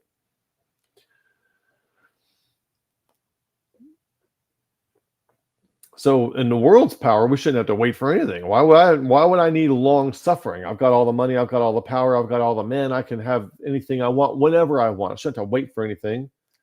It's not how reality works. So this ties into the pattern of Romans 5 that we referred to as the golden chain of charity, with the tribulation, experience, patience, hope, and then having the love of God shed abroad in your hearts. This is a huge hint at what wisdom includes, which is nice since the definition of wisdom can be so elusive. All right, so wisdom is not this externally composed stuff. It's this love from inside that has patience, long-suffering, with joyfulness. So patience, it's cheerful and hopeful endurance and constancy and continuance. Cheerful, not patience like the ability to wait and you hate every minute of it. Long-suffering, another word, longanimity, self-control and tolerance while enduring hardship and injury. Long-suffering, suffer long, to endure for a long period of time, to wait things out. Remember the parable of the Chinese farmer. Okay, the Chinese farmer had a son, and they had a horse, and the horse ran away. And everybody said, "Oh, it's terrible. The horse ran away." As all his friends came over to console him, "We're sorry you lost your horse because you needed that horse. He was making his living off that horse." Well, then the son goes out to go get the horse, and he finds another wild horse the horse is hanging out with, and he brings him back. And it's like now he's got two horses. So they tell the guy, "Oh, you lost a horse. This is too bad." And the Chinese farmer says, "Maybe." See, he's not all tired. He's not all worried about it. So then the son goes off to get the horse, brings the horse back. And then all his friends come over like, "Oh, yeah, it seemed like you lost a horse, but it actually resulted in you winding up with two horses. That's great." Chinese farmer says, "Maybe." And so then the son is training the horse, the new horse, and trying to break the new horse in, and he gets kind of crazy, and he breaks the son's leg. And all the friends come over, and that's too bad. You got that new horse, but now your son broke his leg. What are you gonna, that's just horrible. And the Chinese farmers, maybe. And then the army comes along, and they're trying to conscript all the young men, make them go join the army and go fight in a war, and they're probably all going to die. And they come to his house to take his son. Turns out he's got a broken leg. You can't fight in a war with a broken leg. And so they pass him up, and they don't conscript him, and they don't put him in the army. Then all the friends came over, and they're like, "Oh, it's so great that they didn't take your son." Chinese farmer says, "Maybe." So the moral of the story is that take things one day at a time. Take things one event at a time. You never know how things are going to pan out, and take things as they come. I was trying to convey this to my kids in relation to the snap of Thanos. If you watch the Avenger movies, when Thanos snaps, half of reality dies. Well, if you watch the next movie, they wind up coming back. So my moral of the story was kind of like the Chinese farmer. Sometimes Thanos has to snap, but wait it out. It might not be as bad. Well, that got taken by other people and twisted into all kinds of terrible things. They had no idea what I'm talking about, but somehow they get to decide what I was talking about, which I wasn't. So anyway, wisdom is justified over children. It is not justified of people with cluster B personality disorders, that's for sure. So remember the parable of the Chinese farmer. So to be effective, and functional, one must maintain continuity of contact with all phases and states and transitions of whatever the mission is. Like if you're a project manager, I'm a project manager, and sometimes there's a temptation to not follow up or not follow through, that kind of thing. But you got to stay in contact. Some recipes are slow cook recipes. Okay. I had a neighbor when I was living in Italy who made ragu for us, and you think, oh, ragu, that's the name brand of spaghetti sauce. I just go to the store and buy it. But he was making like real authentic Italian ragu and the noodles from scratch and all this. I think it took him like 2 days. 2 days of working all day, every day, something like that, or 12 hours, something like that. It's a long process. Or if you've ever smoked a turkey for Thanksgiving, okay, you have to be very patient. And some recipes, you got to part of you, the future version of you. It's like it's in a. Sometimes you're a turkey that needs to be smoked. Sometimes you're the ragu. Not everything is stick it in the microwave and it's done in 3 minutes. Joyfulness, delightfulness with gladness. Now, this word joyfulness, chara, okay, the Greek word chara, very close to charis. Charis, what is that? That's gracefulness. My sister-in-law, I don't know if it's my sister-in-law, but it's my brother-in-law's sister. So I don't think she's actually in a relation to me, but my brother-in-law's sister is named, her actual name is Charis, and they grew up when she was a little girl calling her Gracie all of her life, because that's the Greek word for grace, gracefulness, charis, okay? So joyfulness and charis are real closely related. So if a person is joyful, they're also very graceful and gracious, like the opposite of James White, okay? The opposite of Steven Anderson. Not like that. In Greek, the word for hope could actually, and hope appears a couple times in this chapter. Hope in the word Greek, the word for hope in Greek could actually include anxiety-inducing anticipation, like dread or worry or fear, if you just use the word by itself. Think elpis or something like that. So the words like joyfulness and peace give clarity to the type of hope that we have in mind. It's not an anxiety-inducing anticipation of the future. It's a joyful anticipation of the future. So this is a very gracious person. So somebody who is strengthened with all might according to his power, patience, long-suffering, and joyfulness. The Greek word for joyfulness lets us know that this is not just a person that's happy, but they're also very gracious. And it should probably remind you of 2 Timothy chapter 2, verse 25, gentle, meek, instructing those that oppose themselves, kind of thing. Colossians 4:6 says, let your speech be always seasoned with grace. Be always with grace, seasoned with salt, that you may know how you ought to answer every man. So I used to think knowing how to answer with every man, I thought that was like having an answer for everything. It's not like that at all. It's not like you're answering in accordance with a formula. You're actually exercising wisdom and phronesis kind of wisdom, where you are reading the situation and the person on the fly. It's not like you're resorting to your Calvinism or your provisionism or your dispensationalism to spit out an answer when someone has a question. It's not like that. And being that you ought to answer every man isn't just what's the answer to this. Sometimes people are going through hard times and they have trouble and they need somebody there to support them. How do you address that? So this is less about having correct paradigmatic answers and more about something like maybe Proverbs 26, 4-5, that would be the salt. And, it uses the word fool in there, but it's like basically what do you do with a false premise? Proverbs 26, 4-5 is what do you do with a false premise? When a fool comes at you with some folly, they're coming at you with a false premise. You can either not answer in accordance with, correct the false premise and redirect the conversation, having corrected the false premise, or you can answer sarcastically as if the false premise is true to show the person how dumb it is. Okay. That's actually basically what Proverbs 26, 4 through 5 is saying. Or 2 Timothy 2, people who are taken captive by the devil at his will, hoping that God grants them repentance. And repentance is not, it's God granting repentance. The Calvinists have really ruined everything in the Bible. So it's not like God is granting lost people the repentance to believe the gospel. It's like remember back when I was like 4 or 5 and I couldn't multiply, couldn't figure it out. I needed cognitive repentance. Okay. We tend to think of repentance as like strictly a moral thing. Like, I'm going to stop cussing, I'm going to stop fornicating, I'm going to stop smoking, I'm going to stop drinking, like stopping doing wrong things. And the repentance in a passage like this in 2 Timothy 2 is not the stopping of doing wrong things per se, but it is becoming metaparadigmatic and thinking it's a cognitive repentance, not just a moral repentance. And I got a cough.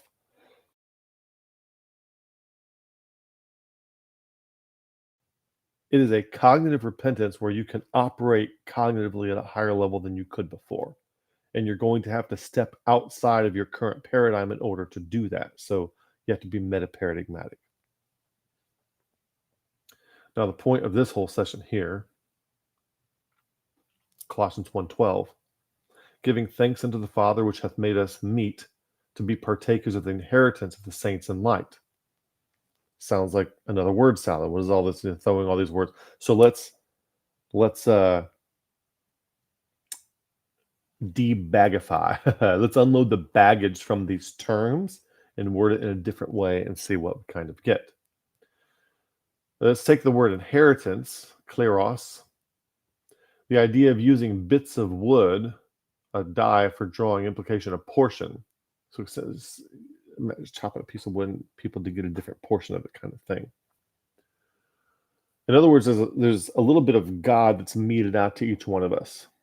If you were to take, well, being grateful, okay, so let me just go through these comments first. Being grateful to the realm of ideas, giving thanks to the Father, realm of ideas. Since those ideas are the class of the transcendent which must precede the immanent. In other words, the immanent, a class of the transcendent must precede the immanent. I'm not going to explain that here because I've explained it in other videos. And if you need me to double click on that, let me know. In other words, you have to think of something before you can actually do it. Another way, John 6:44 is axiom number 2 in immanent domain metaphysics.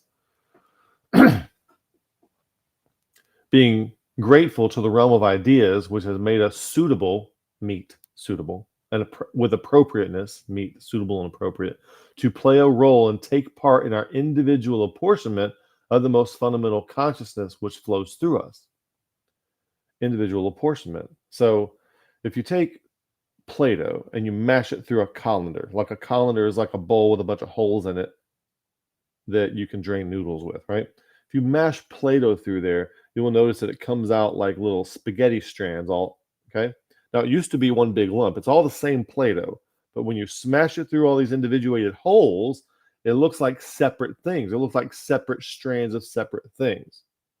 So each one of us are like that. We are like a tendril of the light of God. The light that lighteth, this is the light, the Christ is the light which lighteth every man that cometh into the world. If you don't like that, you don't like John, you don't like the Bible. It's not me, okay, being a panentheist. That's John. He tells you that the Christ is that which lighteth every man that comes into the world. He's the one that says that. And it's kind of lying dormant. And the scandal of the particular, Jesus Christ, is the thing that happens to be what wakes it up. Okay?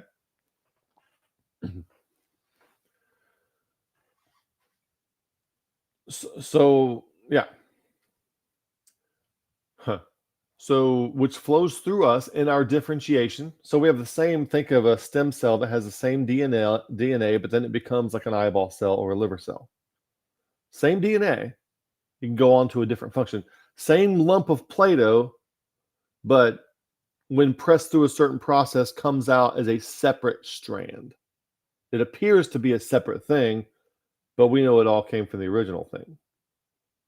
So when that strand says, I am the Play-Doh, he's a tendril of the Play-Doh. He's not the original lump. He's not the whole original lump. He's not all the Play-Doh. So when somebody recognizes the divine within themselves, they're not saying, I am the ultimate creator. I am all of the creator.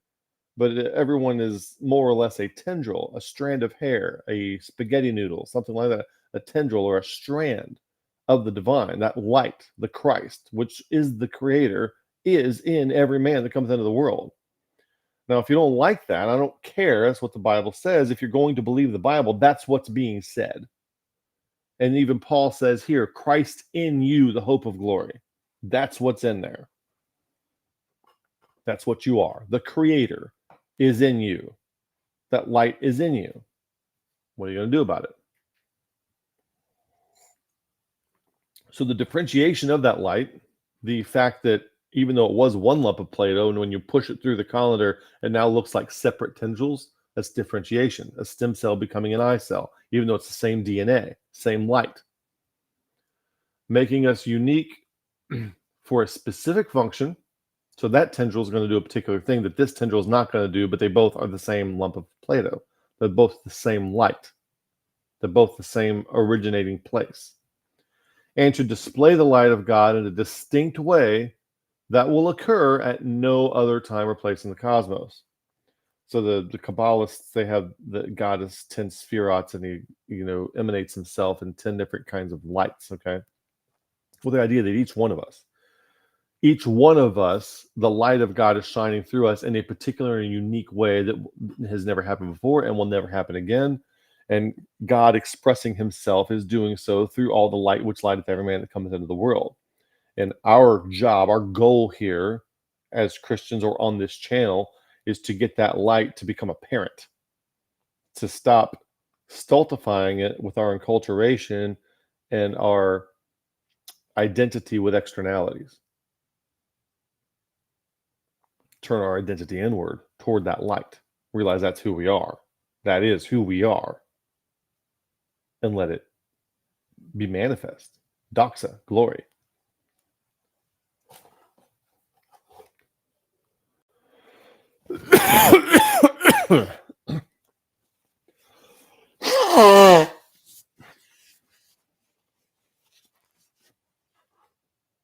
Did I do that without muting? I'm sorry if I did. I just realized that I'm not muted. I tried to mute, didn't mute. That's terrible. My wife calls me an elephant. Today is the day. Says, thank you, Kevin. This all helps a lot. God bless you and everyone here. Appreciate that. Thanks for that comment. So when we see this little verse, Colossians 1:12, the saints in light, this is the differentiation, saint, the blood. So I really wish I had the time to connect the blood, the saint and the blood, sangreal, the Holy Grail.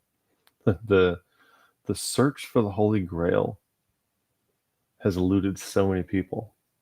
And people think it's some kind of physical cup that caught the blood of Christ. Some people think it's the bloodline of Christ through, Mary Magdalene and a Merovingian line of kings, and the bloodline, physical, biological bloodline of Christ is on this earth somewhere, and that the original bones of Mary Magdalene are in some kind of crypt that was built by the Knights Templar, all this kind of stuff. But the saint, sangreal, the sangreal, the holy blood, it's in you, okay? The search for the Holy Grail, the bloodline of Christ, it's in you. Anyway, I can't get off on that right now. Colossians 1:13, who hath delivered us from the power of darkness and hath translated us into the kingdom of his dear Son. What is this darkness? Okay.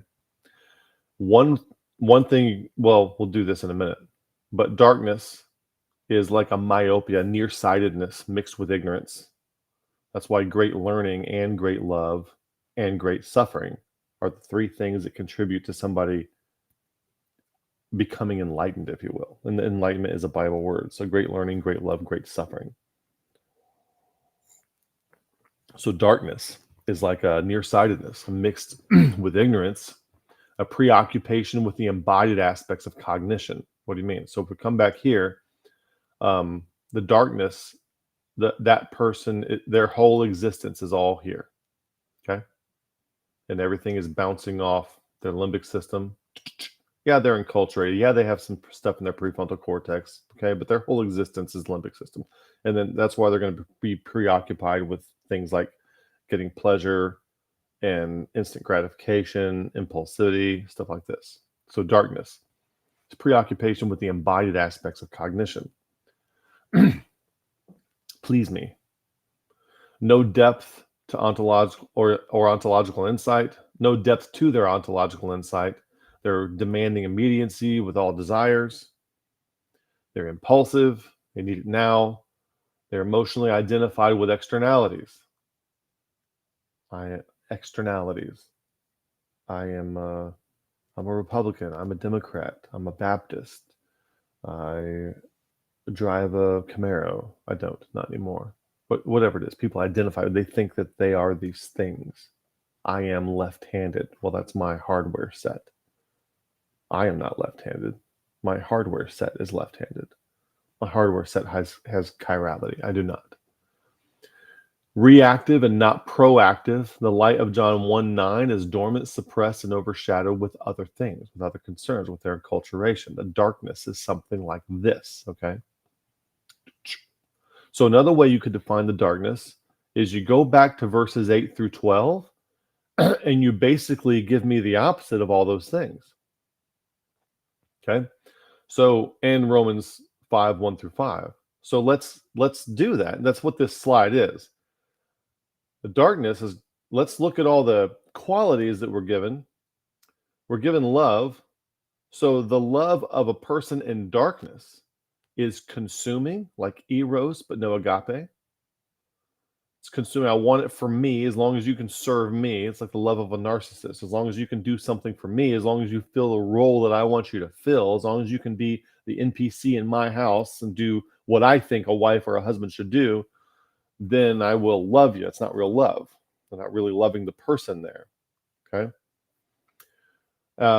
Their love is eros, not agape, and it's consuming and it's impulsive, and it does not result in the affordance of choice. Now, what are we doing? We're describing darkness, okay? And what we're going to do is we're going to look at the antithesis of all the things that were given that were good earlier in the chapter. So we're given epignosis earlier, knowledge, not just stored up knowledge, but the ability to recognize on the fly. So what is darkness? There's no ability to recognize. That's darkness. No ability to recognize things on the fly. Can't play Beat Saber in real life. The behavior is not adaptive to reality. So if we say walk worthy of the Lord, they can't walk worthy of the Lord. So they're constantly drowning and sinking instead of surfing. They're constantly getting burnt by the fire. Their tent is getting blown over by the wind. Built their house on sinking sand. Their strength, okay, is characterized by, it's like Alexander the Great, modernism strength. It's characterized by immediacy, external control. It's not characterized by patience and long suffering. Remember that part of our session today. They have impulsivity. They're needy. They're demanding. They're immediate. That's their strength. Darkness, the strength of darkness, external control, not patient, not long suffering. It's impulsive. It's needy. It's demanding. Their joyfulness is simulated. They have a simulacrum of joyfulness by gratification from externalities. Oh, look at how many people we've won to the Lord. Look at how many people I've influenced to adopt the same egregore that is possessing me. It's this narcissistic thing. It's a transference of narcissism, of the borrowed power from the ideology. Okay, there's no real joy there. Look at all these people who have come to the Lord. Look how many people I have won to the Lord. Look how many people I've convinced to become a provisionist or a Calvinist or to leave Calvinism. You think I don't have some of these problems? I got these problems too. Without these being maintained, without the externalities being maintained. Resentment, okay, as soon as the provisionism is threatened, as soon as your political party is threatened, as soon as your happy little overlay of what you thought was a marriage relationship turns out to be a fraud because you were not relating as human beings but as avatars of ideologies and overlaying those roles on top of each other. Without these being maintained, you get resentment, cynicism, nihilism, and they're all just waiting just below the surface of the virtue signaling that's coming from these kinds of people. Okay? That's darkness. What are we doing? We're still describing the darkness delivered from the power of darkness. So instead of being grateful, they are entitled. They're entitled rather than grateful. They are unaware of the Father, or they're unaware of the realm of causes. And what that means is that they have no relationship with the transcendent. They don't have a mark toward which they are pressing. Philippians 3:14. They are unaware that a class of the transcendent must precede the immanent. They're unaware of that. There's no differentiation. They stay a stem cell. They're not in touch with their DNA. They never become an eyeball cell or a liver cell or a heart cell or a toenail. There's no real change. There's externally imposed behavioral changes, but that's just a virtue signaling. That's what darkness looks like. And darkness is religious. Okay? The people, when I go play volleyball, the people who are not religious, who are smoking and cussing and, passing the pot joint around, whatever, they are much closer to God than J.D. Martin or Steve Lawson ever thought about being. Okay? Much closer to God. Okay, because they don't have that. They don't have all this fake stuff all built up on top of it. They're closer to the real. They're closer to the authentic. They haven't self-deceived as much. They don't have all the self-deception standing between them. Brian says, "I'm betting you just lost some people." Yeah, I would take that bet too. Josie says, "Would you also consider darkness a tunnel vision, thinking and subjectivity?" Yes, absolutely. So any kind of paradigmatic thinking, tunnel vision, any kind of paradigmatic thinking, Calvinism, provisionism, Baptist, dispensationalism, covenantal theology, it's all tunnel. It's all darkness. All darkness. Okay, absolutely. So it's like a stem cell whose DNA, the inner light, has been suppressed, and then the stem cell doesn't know what to do. And all the cues for development, instead of coming from the DNA, because a stem cell should know what to build, how to build itself into an eye cell based on the DNA that's already inside it. What's the portion of the sequence that turns me into an eye cell? And you pull that out, RNA delivers it, ribosomes, all the stuff, bam, and now I'm an eye cell. The cues for development are taken from externalities for immediate self-gratification rather than from the DNA. And so in a human, the cues for development are taken from your enculturation, the things you identify with, your biology, your preferences, all these things that you identify with, instead of the light that's inside you, that lights every man that comes into the world. You're getting all your identity clues from externally instead of internally.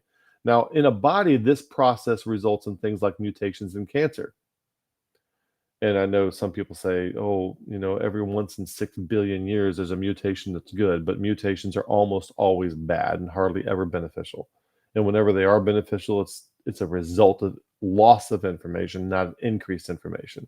Like there's a bunch of beetles on the side of the mountain. The wind is blowing them off because it's catching their wings. Although a few beetles have a mutation where they don't grow wings, and so the wind doesn't catch anything. And so those are the only ones that stay behind and reproduce, because they lost their wings, not because they gained anything. So anyway, when I'm saying mutations in cancer, what we're doing, when you send somebody to seminary, you are helping them get their identification from externalities rather than from the light that's within them. What are you doing? You're spreading cancer and mutation throughout the body of Christ. Then you send the person from seminary to go start pastoring a church somewhere. You're spreading that mutative, cancerous blob externalization development. You're spreading that around, and they're passing that kind of faux Christianity around everybody else. And Nobody is learning how to get in touch with the light that's light every man that come into the world. Nobody knows how to get in touch with that at all. That's not Christianity. What's going on today in the Mammon Church is not Christianity at all, not even close. And so now that was just focusing on the word darkness. Now this next slide, I'm trying to hurry up and finish off. This next slide is focusing on the word translated, and it comes from the Greek word methistemai, okay? To carry away, to exchange, to put out, remove, translate, turn away, to remove. Translate, to transpose, remove from one place to another. To pick up in one place, put down in another is how Ruckman would always say this. A change of situation or place, to remove from the office of a steward, to depart from life, to die. So who hath delivered us from the power of darkness, which we just explored in the last slide, and hath translated us into the kingdom of his dear Son. So differentiation, translation, translating us, differentiation of the inner light of John 1:9 to maturity and expression. So I used to be a stem cell. Now I am expressing myself as an actual eyeball cell. Okay, what my function is in accordance with the DNA, the light that's already within me, I am now expressing that visibly. So it's becoming apparent and can be seen. Ephesians 5:14 says, awake thou that sleepest, arise from the dead, and Christ shall give thee light. So when the stem cell wakes up to how it's supposed to be differentiated, the light that's already inside it becomes apparent. Ephesians 1:18, that the eyes of your understanding being enlightened, eyes of your understanding, not the eyes of your face, that you may know what is the hope of his calling and what is the riches of the glory of his inheritance in the saints, in those that are differentiated, the inheritance, the apportionment, the tendrilness of you, the tendril of God that has become you. Yeah. Increased awareness. Okay. Translated us into the kingdom of his dear Son. What does that look like? Increased awareness, increased level of consciousness, and then increased capacity. So increased awareness and consciousness is what spiral dynamics would track, consciousness level. Increased capacity is what stages of growth Fowler would track. Increased capacity, stage of development, capacity for agentic effectiveness, okay? Somebody can be have a high degree of capacity, but a low degree of consciousness, okay? That would be your megachurch pastors, your MacArthurs and your Lawsons and your Joel Osteens out there, okay? They have a high level of capacity, low level of consciousness. Galatians 4:19, my little children, of whom I travail in birth again until Christ be formed in you. Waiting for that light to actually, the DNA that's in that stem cell to actually come out and take its shape as an eyeball cell. Christ to be formed in you. You have to come to a place of transformation where that transition happens. That sounds like panentheism. Yeah, look at Acts 17:28 and look at Colossians 3:11. I think he's saying that as a joke, recognizing. I'm trying to end this. Somebody says, yeah, 2 hours in. And I honestly, this, when I'm preparing this, it seems like I don't even have enough for an hour. That's something I need to get better at. Since humans do not arrive pre-programmed, the enculturation phase statistically always carries too much momentum, and it bleeds into one's identity conception and perception. Okay.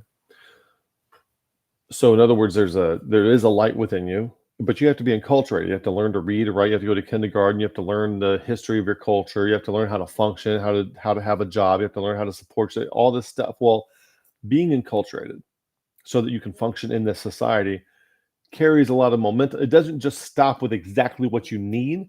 It has a lot of momentum with it, and then you start identifying with all those externalities that you've been enculturated with. Oh, I am an American, so you identify that way. Okay. And if you see somebody burning a flag, you feel like somebody stabbed you in the ribs. Okay. That's not you. It's not who you are. You've identified with that on your own. Now, I'm not against being patriotic, but you have to realize, for the sake of becoming the real you, that that's not you. You are not America. You are not your country. So that enculturation carries too much momentum and it bleeds into one's identity conception and perception. So this is going to sound weird, and I just coined this phrase to myself today, but there's a need for a sort of soul puberty. Once you've been enculturated, once you've learned everything that you need to know to be able to function in society, it's like your soul, your mind, spirit, however you want to say it, whatever the internal concept of yourself is concerned. It's like it needs to go through some kind of metamorphosis or transition. Like your body goes through a puberty, right? Where you go from being a girl to a woman, from a boy to a man, that kind of thing happens. Your voice changes, start growing hair in weird places, all the things happen. And now you're ready to reproduce, biologically anyway.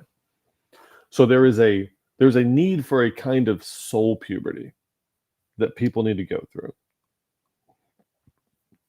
in which this momentum, the momentum of your enculturation, must be mitigated. And the true identity that was always inside is cultivated to the point of expression and recognition, the glory. Christ in you, the hope of glory. Christ in you, the hope of that light being apparent, being manifest, appearing in how you were translated, in how you are transformed. In other words, translated us into effective agents, effective differentiated agents. The kingdom of his dear son. What is his dear son? Jesus is the doer of doers, right? Put your faith and trust in the finished work of Christ. Like everybody agrees. I don't like that phrase for a lot of reasons. But everybody agrees that Christ has done all the work, okay? The point of being a Christian is to be transformed into a little Christ, is to being transformed into a person who can do the work, who can voluntarily adopt responsibility, endure the failure, betrayal, and injustice, and then have a resurrection cycle. That's the point. To make things happen, to be effective. Okay? When COINTELPRO wanted to stop the potential revolution that the anti-war protesters were mounting up in the 60s and 70s, instead of just outright opposing them, brute force, head on, they injected a Trojan horse into them. They sent the ideology of postmodernism in them. And what that did is it caused all that whole people to start believing things that made them feel more righteous and virtuous while also making them ineffective. So you can believe all these things and have a little movement, but you can't be effective with it. So in other words, they effectively neutralized the threat, the national security threat of a revolution coming from these people that would have taken over the country. Not by meeting them head on, but by just making them ineffective. And the version of Christianity that we have today, when you go to church, that's what that version of Christianity does. It makes people ineffective so that we can't revolutionize. It makes us feel righteous and virtuous and moral for believing certain things. Do you affirm the Trinity? We believe and affirm certain things, and we think that we're moral for doing so, but we're ineffective to actually change anything. The Colossians, unlike modern day Christians, were actually translated into people who can be effective like Christ and change things. Okay? So if you are a Christian, doesn't just mean that you mentally affirm the facts surrounding the particularities of Jesus of Nazareth, death, burial, and resurrection, all that. What it means is that you can effectively change things to be better. That's what it means. And if you can't do that, you're not being a Christian in the verb sense. One more concept and we're done for the day. I know we've gone too far.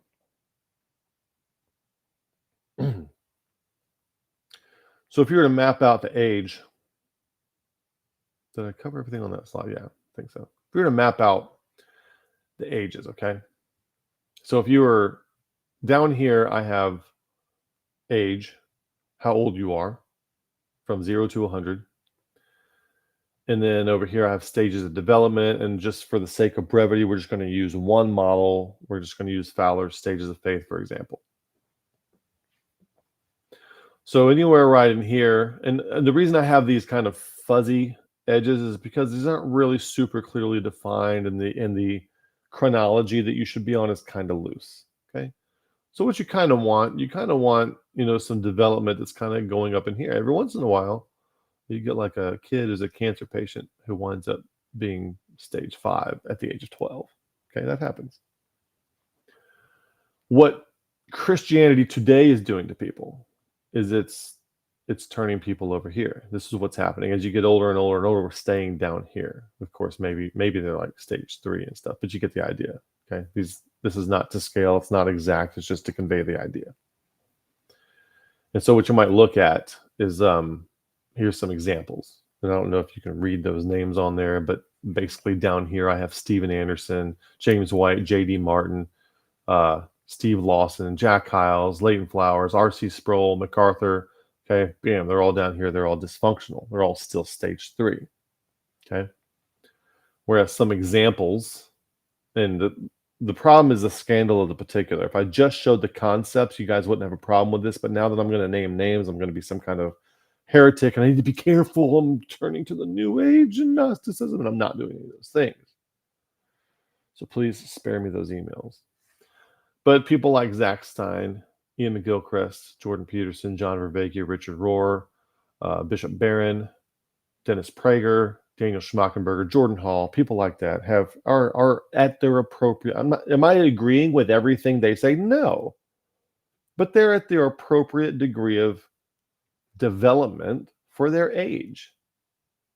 Whereas Christianity makes people neotenous, dysfunctional. Now, my attention has been called recently to Steven Anderson. Steven Anderson, if you don't know him, he's, I think, the founder of the new independent fundamental Baptist movement. And the main doctrinal difference between them and the regular independent Baptists that I came from was like they are post-trib rapture, I think. And I really don't care about all that. Doctrinal distinction isn't that important. But look, Steven Anderson is super intelligent. He's got all the answers. King James on. He's got an answer for everything. Now he's not a good guy. Okay, he thinks that homosexuals should be killed. There's a bunch of racist things going on, and so it just came out recently. His adult kids have been coming out and telling stories of abuse that go on in the house. I mean, like real abuse, where people are getting beat with electrical cords, people are getting their heads smashed through windows, people are having kitchen stools thrown at them, dishes thrown at them. And from what I understand, they're not even telling it as bad as it actually is, because the kids who are telling the stories would like to maintain a relationship with their younger siblings because they had 11 kids. They have a bunch of younger siblings in the house. The wife apparently hates the mother. The father, Steven Anderson, is always going on screaming rants and threatening people with violence and all this. And the older sons happen to, I guess they got some genetics from their mother because they're big old boys, and they say over and over, like, I can bench press more than he can squat. So they're not worried about him physically, and they're adults now, and they have their own families, and they're having their own kids and all that. But just some terrible things. Now, he has all the answers, right? If you ask him any kind of theological question, Steven Anderson's got all the answers. But it is dysfunctional as can possibly be. And the same thing with Stephen Lawson. Dysfunctional as can possibly be. What I would suggest you think about, now I know this, but I can't convey this to you.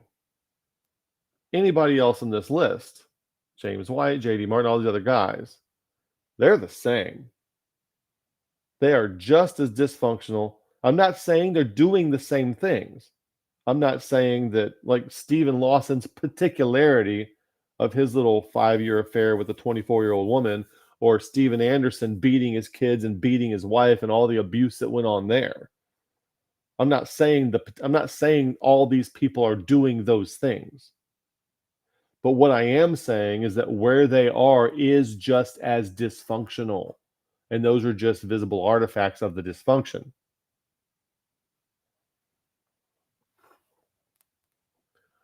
So what do you have on here? They're certain they have all the answers. They have all the certainty, but they can't relate. You see, Steven Anderson has all the answers. He can argue successfully any position against any debater and do it well and be convincing. Very intelligent person. But he's beating his wife. He's beating his kids. beating them with electrical cords, beating them on the bottom of their feet, making them take cold showers, making them eat their vomit. Terrible things. And, what are we supposed to get from that? They can't have. So what I would say is that your ability to relate to the people, not just, oh, he can't relate, but like have relationships. When I say can relate and can't relate, can have a relationship, can't have a relationship. Your ability to have a relationship, okay, should be a better indicator of where you are than anything that you can believe or argue or have correct or the right doctrine. None of that matters, you see? You have all that stuff all lined up, and you're just beating the fire out of everybody at home and throwing glasses and plates at people. What are the beliefs for if that's how you're behaving? See, life is a series of encounters. And maybe you can stand behind the pulpit, maybe you can go to a debate, maybe you can say all the right things and have all the right answers, do all the right stuff. But then the people that are closest to you that you're supposed to relate to, you're going home and you're beating them with an electrical cord and you're stomping their head in the ground and smacking their head into a wall and pushing it through the window. They got scars on their heads. What's the point? Why are you believing what you're believing? What's the value transformationally of what you profess to believe if that's how you behave with the people in your life?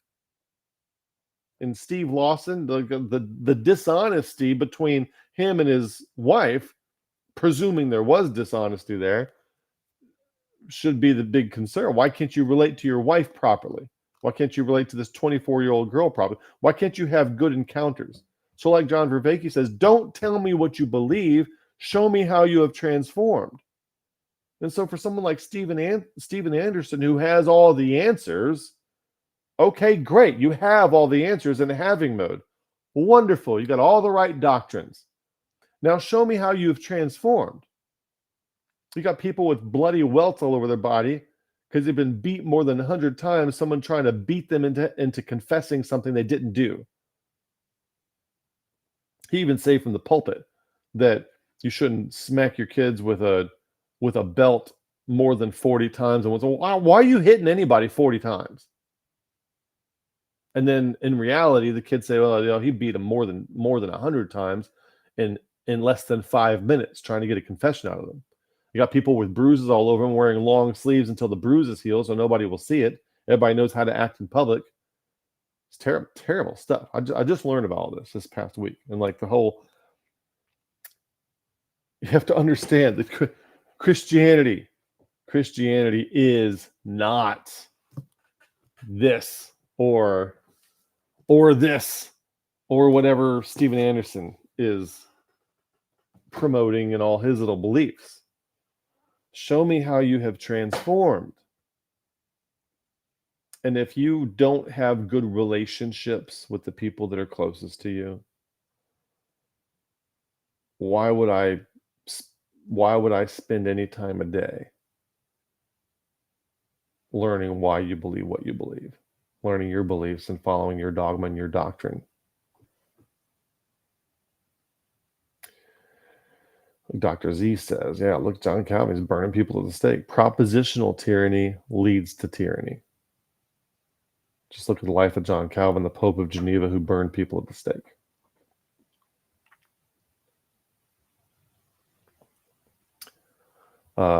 Jordan says, I have word from a Calvinist that James White doesn't speak to his sister because she converted to Roman Catholicism. I have a friend who recently converted to Roman Catholicism, and I helped put her mind at ease and peace with some of the particularities of it. And we still talk, and we're better friends now. Our friendship continues to improve. It's great. We don't have any problems like that. So what it does is it causes the people can't relate to people. They can only relate to them so much as they are avatars of ideologies. So I guess it's time for me to stop here. So we're going to stop. Thanks for all the chats, everybody. I really appreciate it. Remember, if you want to see more content like this, to support the show. support. This QR code will take you to the donate page of Beyond the Fundamentals, where there are 5 different ways that you can donate. So we appreciate anybody who can do so. I hope this has been helpful for you. Thanks. May the Lord bless you, and good day.